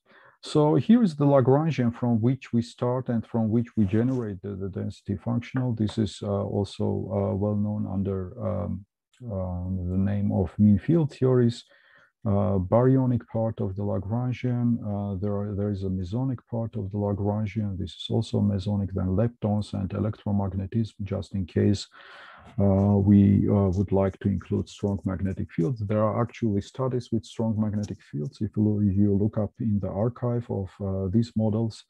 So this is not an accident that I've included here. If you look at just nuclear matter, you have protons and neutrons here in the summation.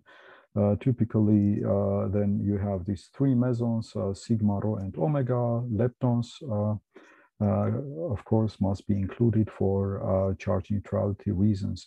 There are several versions of Lagrangians that we use. One is the density-dependent couplings, where we have basically the couplings that appear here, G omega, G rho, and G sigma, are dependent on the density of matter. And the nonlinear models, which include here additional terms, which are not shown here, which include higher order in sigma field terms. These are the well-known NL3, GM1, and so on, and other models. So there are basically these two realizations. I will mostly will speak about these density-dependent models. Now, a very useful way of presenting the equation of state is this double expansion of energy per particle of nuclear matter. This is very familiar to most of you. You have the energy per particle at saturation density, and then you expand with respect to asymmetry in neutron proton numbers or isospin, and around the density, saturation density, which is denoted here rho 0. The most important parameters or characteristics here are those that are of low order. For example, the slope of symmetry energy, and which is shown here on this plot, and the symmetry energy itself, which is this parameter, but now here it's denoted by S. And here we have various predictions for these two parameters. And actually the models I will be using are those with these DDM, and various constraints are shown here. And basically our model is quite compatible with all possible experimental and astrophysical constraints that are put in this plot. So our nucleonic model predicts these values, which are quite well consistent with the empirical information on compressibility, symmetry energy, slope of symmetry energy, and the saturation density and energy per particle at saturation. These all numbers are more or less standard. The higher order characteristics like this one and this one are less determined, actually. Okay, now including hypernuclear species and deltas. Now this Lagrangian is nuclear matter. We add a piece that sums over baryons. These are those that are included in our studies. And in addition, we include also the deltas. So D summation is over the 4 members of baryon decouplet. In addition, you have to include also these strange mesons, sigma star and phi. This is done, and the procedure of obtaining the equation of state is standard. But in addition, we have now these new models. Now, as I said, we fix, basically we assume that the coupling constants are density dependent. The density dependence is given by these functions, and we use this parameterization for the density dependence, but there are also other popular parameterizations, for example, by Stefan Tupel, which also are very similar to these ones. Here we have actually the masses of the mesons are fixed, and there are 8 actually parameters that are adjusted to the properties of nuclear matter. This is pretty standard. I will not go into this. Now, when we include 2 hyperonic sector, the obvious problem that arises is how to fix the coupling constants of hyperons to mesons. One possibility is to adopt simple quark counting rules, which are within this SU6 spin flavor model. But it turns out that this symmetry is strongly violated for a number of reasons. Another possibility is to just, in the case of lambda particles, to fix their strengths by fitting to lambda hypernuclei. Here are some calculations of hypernuclei and the fitting procedure, which allows, with the aim of fitting the coupling constants of density functional. Here, for example, is the optimal value of the coupling of sigma meson to lambda can be extracted from such an analysis. And finally, a more pragmatic way of doing this is to fix the potentials of hyperons in nuclear matter. These are typical numbers that can be used. Here must be sigma hyperon plus 30, and psi is minus 14.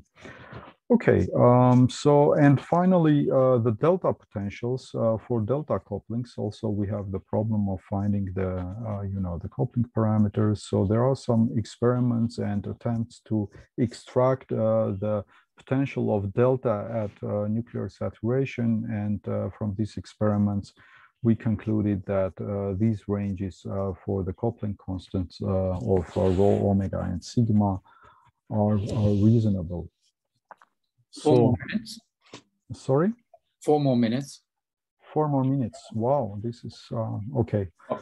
So let's see. We have now we have you can generate bands of equations of state. Here we have purely hyperonic equations of state. Solid line is nucleonic, and the corresponding TOF solutions, mass radius relation. And here you see the hyperon puzzle, the so-called hyperon puzzle, that if you take a soft equation, soft hyperonic equation of state, then you basically do not explain the massive neutron stars, and this is indeed the problem. Now, if deltas are included, there are two effects here. One is the softening of the equation of state at low densities and hardening at high densities, and this reflects in the mass radius relation. The radii are shifted quite significantly by several kilometers to the left, to smaller. The stars are more compact with deltas, but the masses are not changed significantly. So this high density hardening doesn't affect the situation.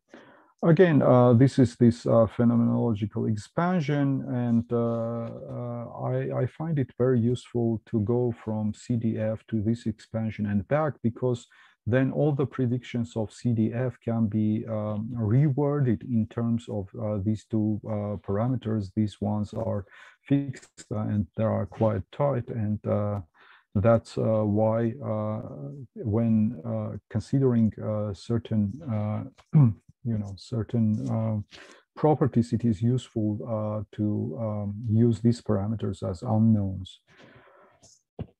Here are examples of nucleonic, hyperonic, and delta featuring equations of state. And here we have bands which are generated by varying, for example, the skewness of the equation of state, or here by varying the slope of the parameter, symmetry parameter, and so on. I will skip this.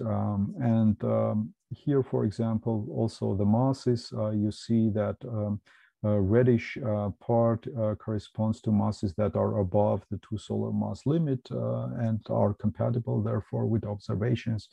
And this is blue greenish part is incompatible. So, and now you see that what is varied here are essentially the parameters of this Taylor expansion, and they are very convenient in comparing, for example, with experiments. The low density part of the equation of state, it quite well fits into these bands from chiral EFT computations, so no worries there. We have composition of matter. It's quite interesting. So here we have purely hyperons, no deltas. Lambda, of course, is the lightest one and appears here first. Sigma minuses are suppressed by repulsive potential, and then you have large number of psi minuses. What happens when deltas are included, the resonances, they essentially push back, push to higher densities the psi minuses and completely eliminate sigma minuses. You increase here, the potential is increased along these panels, and you see that the deltas are becoming dominant species when the potential is a bit larger than the nucleonic potential. Okay, let me skip. There are, you can look up these. And now let me come back to this object. So basically, again, we have 2.5 solar mass object. And here is an example of mass radius relation using our equations of state. Here I have the constraints from NICER.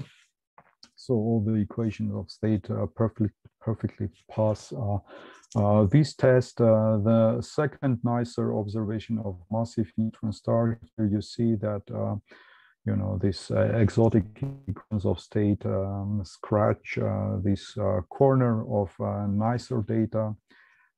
Purely nucleonic equations of state are okay, and static stars even come close to GW190814.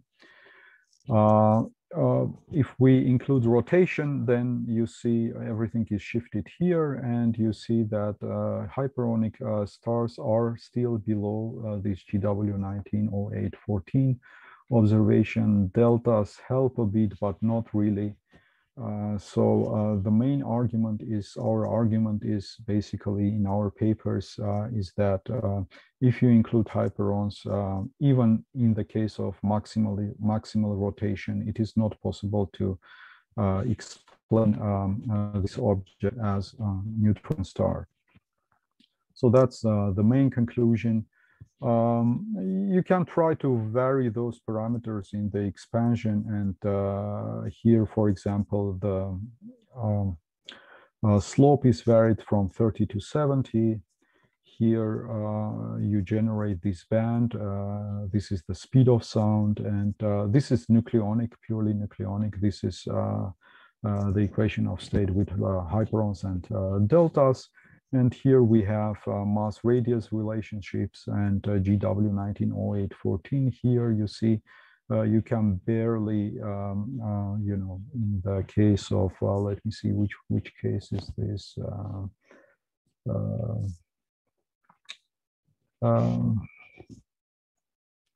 Yeah, these are static nucleonic stars, and these are rapidly rotating stars. And in the case of rapidly rotating stars, without exotica, you can easily explain this. In the case of static stars, again, in some cases, or some choices of L and Q. So slope of symmetry energy and skewness you can also explain. Now we have the case of, we go to exotica and use hyperonic and delta resonance stars. And here what is observed is that for static stars, we cannot explain at all anything because, this data, because it's everything is below. Once you, once all the parameter space leaves, the curves below the GW190814, if you include maximal rotation here, some models are entering the region, the relevant region. However, we checked the values of Q skewness that are needed for this for this agreement. It turns out of 400 different density functionals, none of them had skewness in this range, but skewness is not very well determined. So in principle, it's possible, but it's quite, hard to believe that in this narrow region we will have the skewness in this narrow region, which is, is not predicted by any density functional. Okay, here are again the static TOF masses and Keplerian masses, and you see 2.5 is this reddish region. So you can have stars if the LSIM and skewness, so slope and skewness, are in this range. If you include Keplerian rotation, you increase the mass naturally. Now the relevant region expands, and again, if you have a density functional that predicts these two values in this range, then you can have masses, large masses. Here we have again the same, but for very large delta potential. Again, you see that this red region is the one that is required, but actually LSIM is within the region 50, 60 mega electron volts. So you see that you should have a very large skewness in order to be able to fit or explain this observation as a neutron star. Okay, so these are conclusions. Since my time is over, I will stop here and take questions. Thank you very much for your attention. Okay, thank you very much for that very interesting talk. Please go ahead with questions. Raise your hands or unmute yourself.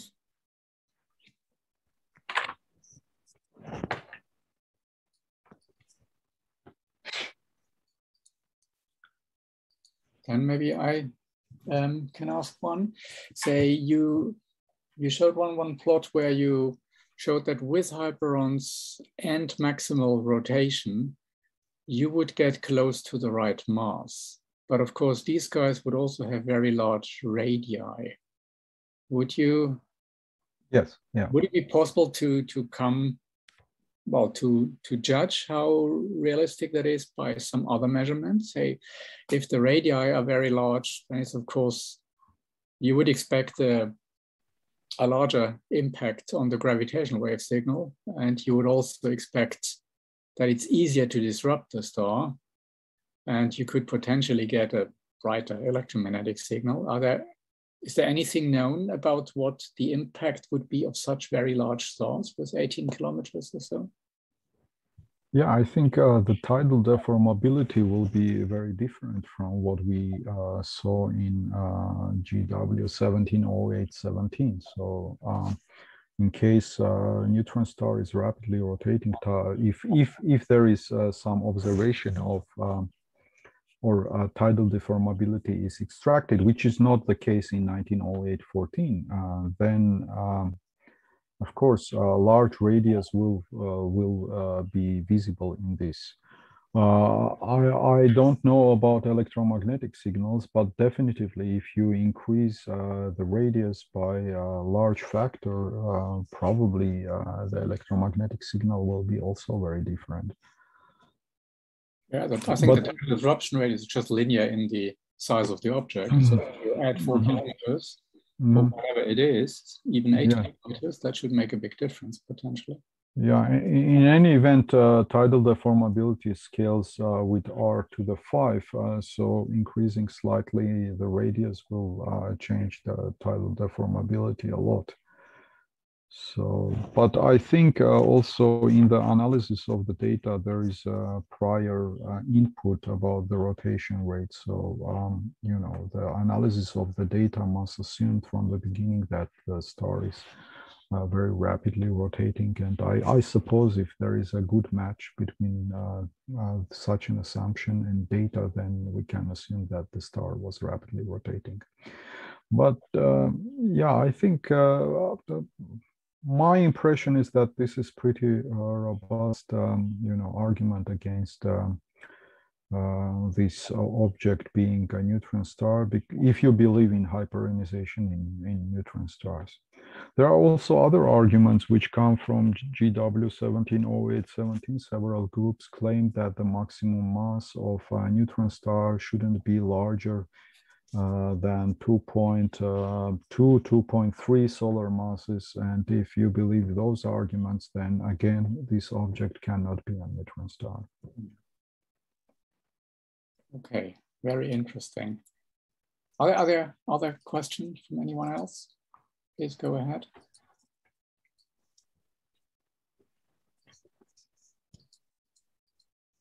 Don't see any raised hands and don't hear anyone.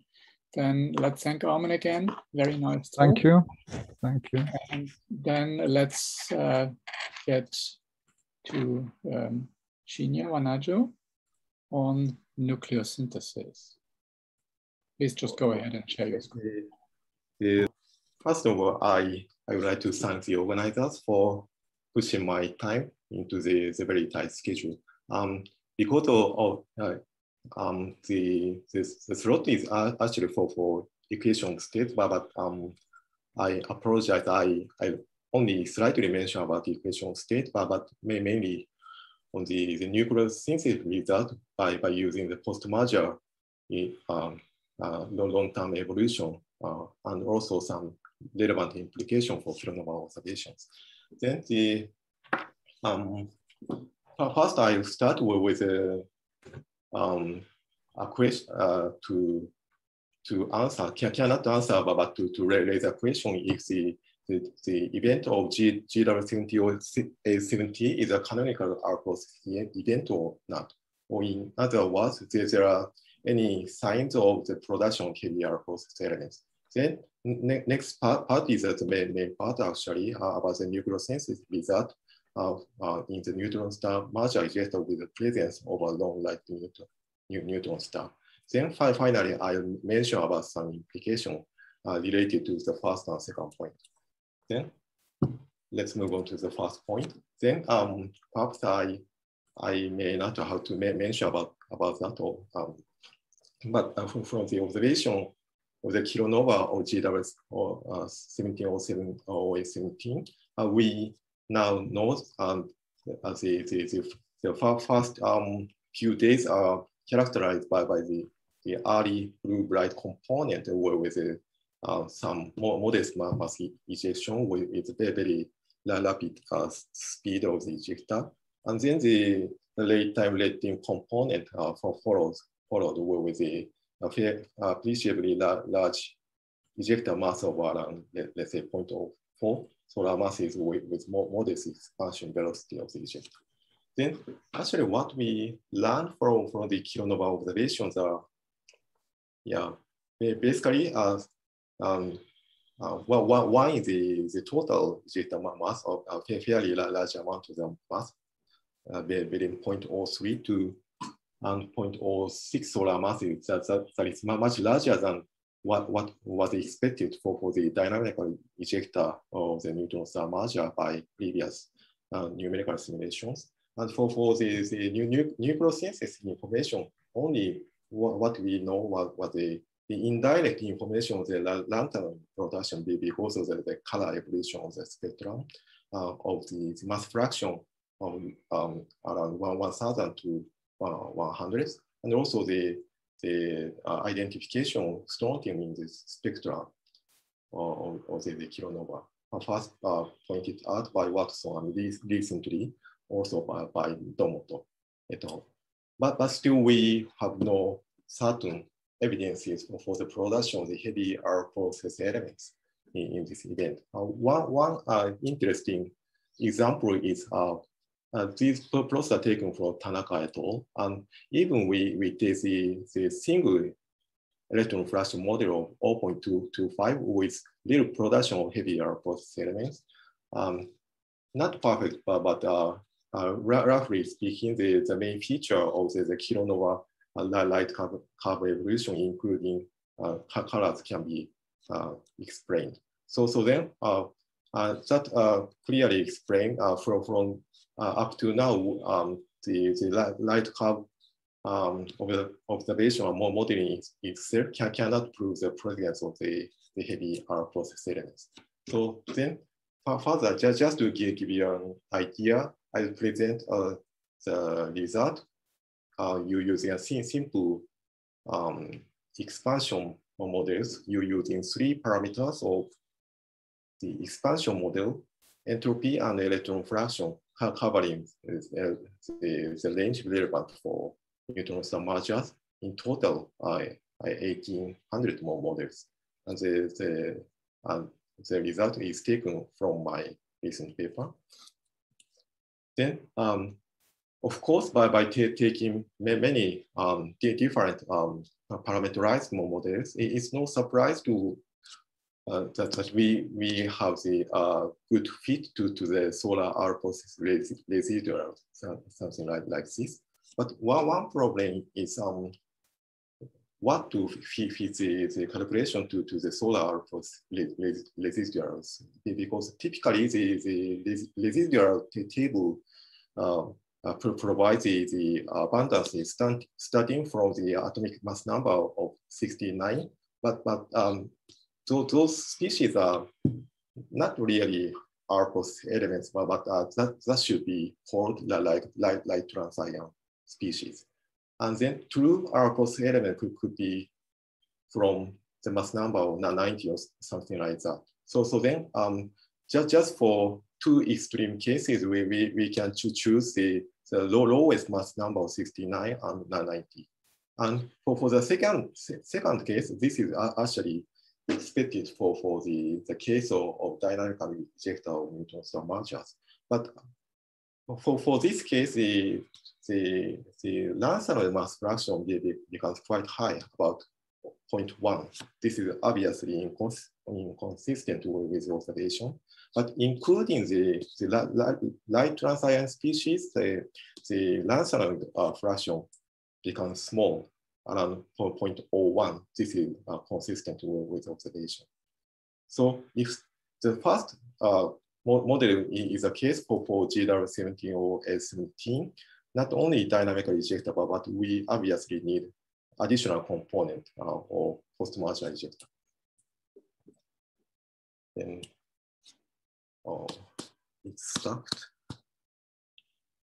Okay, so then if we closely look at individual heating rates from the beta decays for both cases, actually for the second case with only R process species, as we have already known from previous studies, many R process species are second peak of the mass of 130 contribute to the total heating rate. But for the first case, at least up to about 10 days, the main heating sources are not the R process species, but nickel 66 and zinc 72 with the half-lives of about 2 days. And then although the total heating rate is smaller compared to the second case, but if the total ejector mass is sufficiently large, let's say about 4.06, then the heating rates and also here the thermalization factors are included. That is taken from Barnes et al. Then actually we see a very good fit to the observational light curve of kilonova of GW70 or S17. So again, if this is the case, the heating source is not the R process species, but some of nickel and zinc. And of course, there's a second case could be possible, but it seems at late times the light curve seems overproduced. So here I wouldn't make a strong argument with this very simplistic approach, but if the first model, including the transition species, is a case for the kilonova of GW17 or A17, then the bulk of the ejector could be dominated by transition species. Those are made in NSE or QSE, not by our process. And still the rest of about 10% of material could be our process nuclei, but those are not necessarily heavy R process species. So then to summarize, up to now, there's no certain evidences for the production of heavy R process species. And then for the former and later, the former that transition species could be produced from post-merger ejector, and the latter from dynamical ejector. So then in the second part, mainly I will focus on the nucleosynthesis from the post-merger ejector with the presence of a long-lived neutron star. So then this is also kind of a very common picture for you. There are many paths for the fate of neutron star mergers. And then here I focus on the leftmost path here with the presence of long-lived massive neutron star surrounded by accretion torus. Then to achieve this condition, roughly speaking, we need lower total mass of neutron stars or a softer equation state. So actually, in our simulations, actually we find the cases of the long-lived neutron star. If the total mass is as small as 2.5. And here we only consider the cases of equal mass neutron stars. So 1.25 plus 1.5. Even with a soft equation state of SFHO. Here, I just use the term soft and stiff, just to compare the SFHO and DD2, basically depending on the radius of a canonical neutron star. And then even if the equation of state is stiff, like DD2, and the total mass is as large as 2.7 solar masses, we find a long life neutron star. Then for these cases, actually for 3 cases, we computed the axis symmetry full GL simulations with a simplistic neutron transport or with the leakage scheme. And considering the viscosity heating with alpha parameter of 0.04. By using the 3D dynamical ejector simulation data as initial inputs. So then for these 3 models with a long life neutron star, actually the outcomes are quite similar to each other. One is we have a large amount of ejector mass from 0.06 to up to 0.1 solar masses. And the ejector is modestly neutron rich, peaking at the electron fraction of 0.3. These are set mainly by electron and positron capture on nucleons, not by neutrons. I'll explain about that in the next slide. And here you see the low Y tail here, but as you see, the dashed histogram that are from the 3D dynamical ejector simulations. The lower tails are mostly the leftover of the initial dynamical phase. And the subsequent post-merger ejector leads to relatively higher electron fraction. And also the entropy extends to a very high value, but the bulk of the ejector have quite low entropy, around 10. Again, this is because of the predominant mass ejection, not by neutron heating. For the neutron heating, the entropy could be higher, but by this viscosity heating, in our cases, the entropy remains quite low. And the reason why the electron fractions are determined by electron positron capture is here you see the weak interaction freezes as the temperature decreases at the temperature maybe between 2 and 1 MeV, when the time scale of weak interaction becomes longer.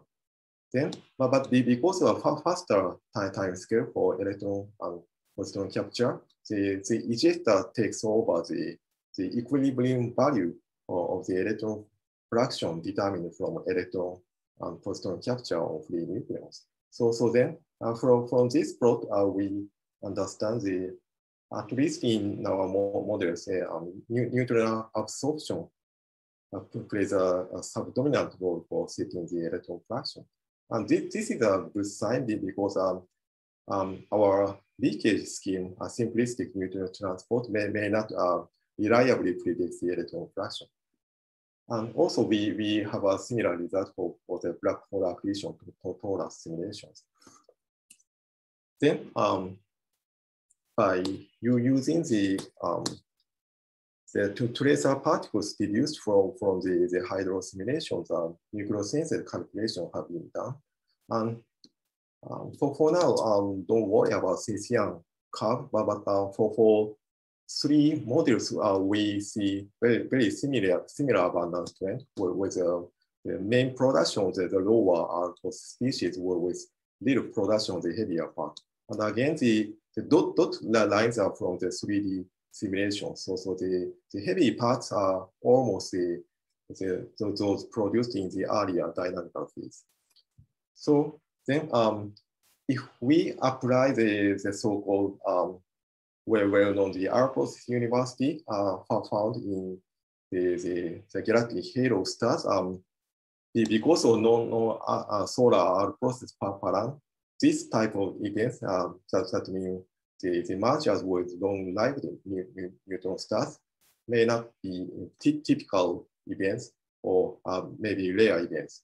So if this is the case, probably a stick diffusion state like DD2 may be disfavored. That means SFHO may be favored for the real equation state. And here the plot shows the heating rates, including the effect of thermalization efficiency. We see a reasonable agreement with the light curve of the kilonova of GW17 or S17. So again, the heating rates are dominated by nickel 66 and zinc 72 as shown in the first part of the talk, not by R46 nuclei, at least up to 10 days. So because of a reasonable match, we may say this model can represent the event of GW17 or A17. But if this is the case, by taking the assumption in the previous slide, GW70 or A17 may also be a rare event. But this may not be true when considering a more realistic result by using radiation transfer. This is the final part of my talk. And then 5 more minutes. Yeah. Sorry. Okay. So to compute the possible kilonova behavior resulting from the merger with long-lived neutron stars, we take one model of DD2 with the total mass of 2.5 solar masses. But again, the outcome is very, very similar to each other. So the result would be very, very similar if we take the total mass of 2.7. So since the model is connected to a simpler 2D hydro model to compute the further evolution over 10 days. And then the result is adapted to 2D radiative transfer code. Here you see the morphology of the ejector at 0.1 day. You see the morphology is not spherical, but especially the post-merger ejector leads to a prolate shape, as you see here. And you may recall the talk of Oleg Popovkin.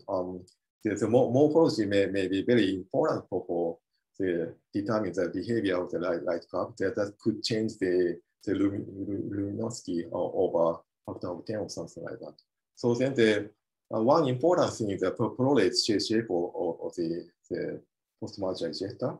And in the polar region, we also see very small, this is a total Lanthanoid mass fraction, but in the polar region, we see little production of Lanthanoid, but with lighter process elements, including strontium, yttrium, and zirconium. So in this condition, first, actually, the authors naively assume the large amount of little Lanthanoid ejector may lead to early blue bright emission that was found in the event of GW17 or A17. But the result was totally opposite. So actually we surprised about the result. What we found was the early blue dim and the late time late bright emission. So this is totally opposite to our naive expectation. And the reason for this is why the very different morphology from the spherical stuff. because of the prolate morphology of the post-merger eject, the photon diffusion goes to preferentially towards the equatorial direction, where the earlier dynamical ejector with lanthanoid dominate. And also, actually, before this work, we haven't noticed, but actually not only lanthanoid, but also zirconium and yttrium have very large opacity contribution to the abundances. So then because of these two reasons, the early bright emission is severely suppressed in our simulations. So this is the comparison of the volumetric luminosity with the light curve of the kilonova of GW17 or A17. And obviously, the earlier part is too dim compared to the observation. And then the later part is brighter than the observations. So in any case, the behavior is very, very different from the kilonova of GW17 or A17. So then if this model correctly represents the underlying physics, then this model does not represent the event of GW17 or A17. Then actually the remnant of this event should have collapsed to a black hole within a very short time scale, much shorter than one second.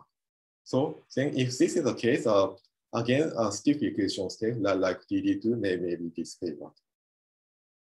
But still, such kilonova behavior can be expected for the merger events from low mass neutron star binaries. One example is the recent findings of binary pulsar with a total mass of 2.5 solar masses. So still, in the future, such kind of events could be possible. Such a signature of the light curve could be an indicator of such low mass neutron star binary. So perhaps I spent all the time. So this is just a final word. Perhaps this is very, very important related to the detection of the strontium line in the kilonova spectra. And we found if strontium is there, also calcium line should have been detected in the spectra, because calcium, actually in this case, calcium 448, and strontium are co-produced in similar physical condition with the electron fraction of 0.4. And also, chemically speaking, calcium and strontium are very similar to each other. So then the detection of strontium may also indicate the presence of calcium line. But our simple 1D transfer simulation show actually this gray curve is from the kilonova of GW17 or A17. And we also find the presence of the absorption feature of strontium 2. But we also find an even stronger absorption feature of calcium 2. So then, in order to diminish the absorption feature from calcium 2, the content of calcium should be very small. The mass fraction of calcium to strontium should be less than 0.02. This can be only achievable with relatively high entropy of the ejector. This is much higher than our presently available merger simulations. So then this is now currently a big mystery for the nature of the post-merger ejector. So perhaps I should stop. But just briefly speaking, currently there's no sign of the production of heavier process elements in the merger event. Heating rates could be non-alpha species if the ejector mass is large enough. And perhaps the long-lived neutron star merger events may not be typical cases. If this is true, a softer equation state like SFHO may be favored. And currently, the detection of strontium without calcium is a mystery. Past high entropy condition is needed. And then we are also considering similar work for the case of short-lived neutron stars and also black hole neutron star merger to elucidate what are the canonical sources of our process events, or to elucidate if the GR70 or H70 is a typical case or not. So thank you so much for your attention. Okay, thank you very much for bringing all these new results to us. So are there questions? Please raise your hands.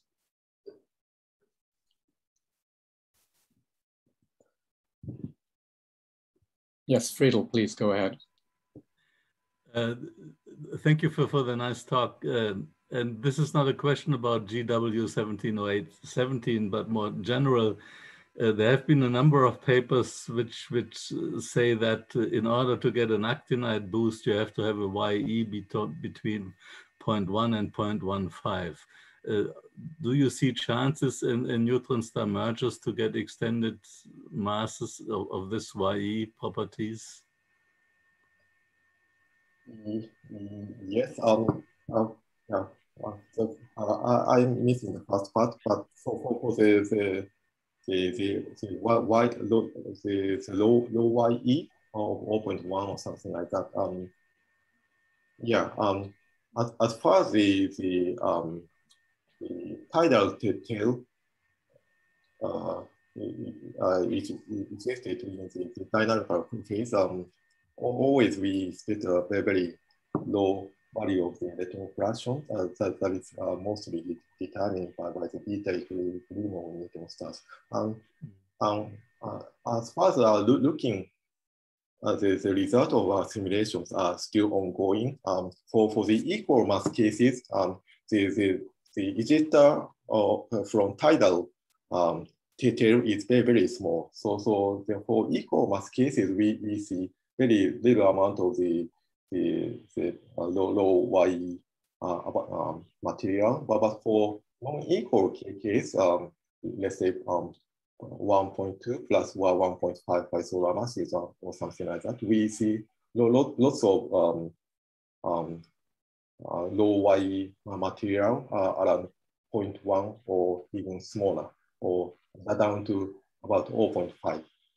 And actually 0.55 is the value of the beta equilibrium. That actually is my question. I'm not talking about very low YEs. It seems for the actinide boost, you have to have the bracket between 0.1 and 0.15. And that is the question. I understand that you can have very low YE, like in the initial neutron stars, but whether one can have extended masses in the bracket 0.1 to 0.15.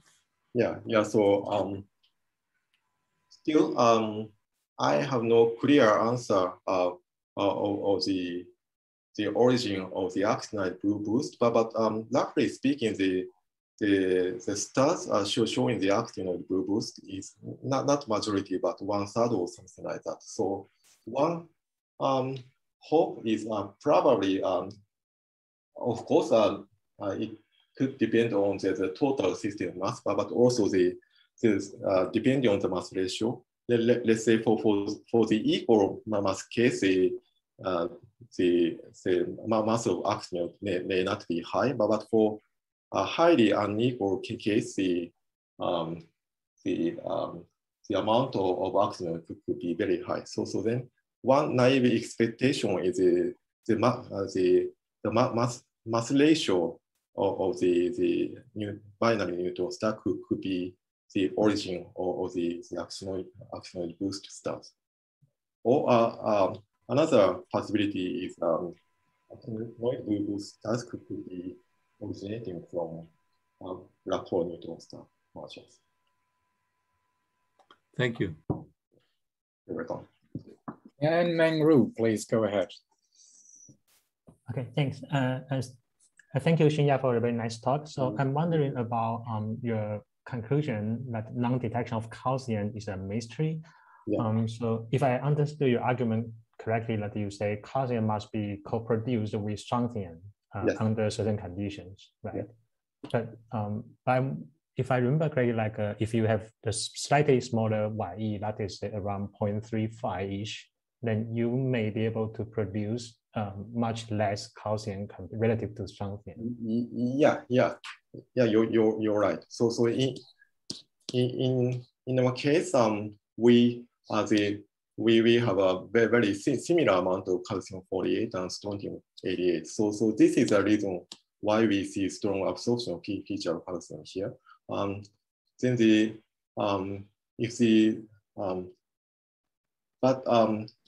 probably for the case of GW70OA17, the lighter process elements, so trans ion species could be dominated because of the low mass fraction of lanthanide.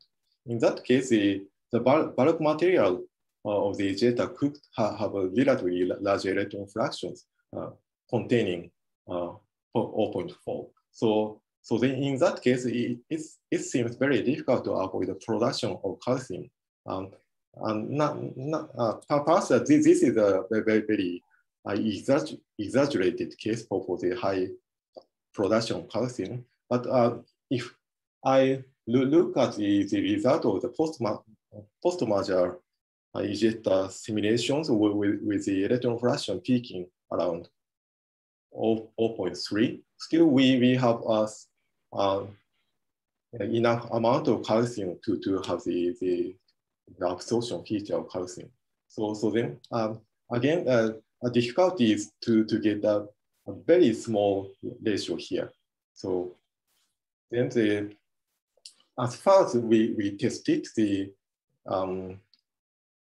yeah, you're right. If you reduce the electron fraction down to 0.335, strontium still exists, but calcium will disappear. But again, for this particular events, the ejector likely contain some component with the electron fraction having 0.4. So then, as far as the cases we tested, this condition can be only achievable with relatively higher entropy. But of course, I understand your concern. We haven't tested all the cases, so then the different distribution of electron fraction could be one solution for that. But in any case, as far as we look at all the simulated cases, we find no such low ratio of calcium, except for dynamical ejector, but for post-merger ejector, we cannot find such low ratios. Okay, thanks. You're welcome. Okay, then maybe I can ask a question about your long-term simulations in 2D. I've not really understood what the neutrino physics is that enters there.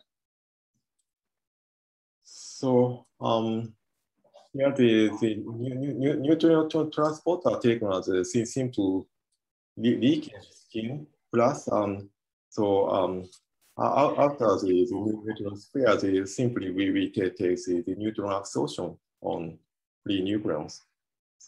But say we had this discussion earlier in the meeting that neutrinos are probably the crucial thing that you want to model, at least if you have this multi-messenger mindset. And I think most of us agree that leakages are, well, if you can't do better, then of course you should do them, but they are a bit questionable, and they are in particular questionable if you go to very long timescales. Now you combine this with 8.5 seconds of simulation time and then find electron fractions which are above 0.5. Don't you worry a little bit that you may be challenging the leakage scheme too much? Yeah, so again, if the neutrinos play substantial roles, we may worry about that, but at least in our cases, I wouldn't confirm totally, but at least we see the outcomes for the electron fractions. Neutrinos play subdominant roles. When we turn off the neutron absorption, the distributions almost remain the same. So then and also from this plot, we are confident the electron fractions are mostly set by electron positron capture. So then so at least for these cases where neutrinos play such dominant roles, probably the leakage scheme may be still available. But if the cases with neutron transport, neutrinos play more important roles for not only electron fraction but for dynamics. The leakage scheme may be problematic. So then, of course, we are considering to update the neutron transport scheme by including the several parts, but it will be a long way. So then, of course, to improve the neutron transport scheme should be our task in the future, but it will take some time. Nenru, you had your hand up quickly. No, not anymore. Do you want to ask another question? Yes, I'm basically wondering about the same question that you are asking. So yeah, and maybe more precisely, Shinya, could you go one slide back? Yeah. Yeah. So yeah, so according to the slide that you just showed, it seems like you may be perfectly correct that the main part of your ejecta, say YE around 0.3-ish, are predominantly affected by the electron positron absorptions. But I wonder whether that is also the case for the very high YE parts above 0.4 or even higher than 0.5, right? So I'm not sure if those are like most likely, say, being raised up to so high YE due to neutrinos, or can it still be just purely due to, or dominantly due to E plus E minus capture? Yeah, you're right. At least above 4.5, it should be from neutron absorptions. Actually, the cutoff is just a release of the computation. So then for higher YE, perhaps neutrinos could play dominant roles.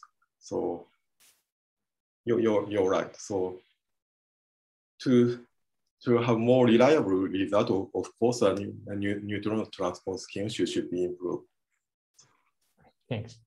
Just for the bulk nature of the nucleosynthesis, we may see the result could be at least for the first order level, the result could be reliable. But for the very tiny part where the high YE tail play a role for the nucleosynthetic abundance, it could not be very reliable.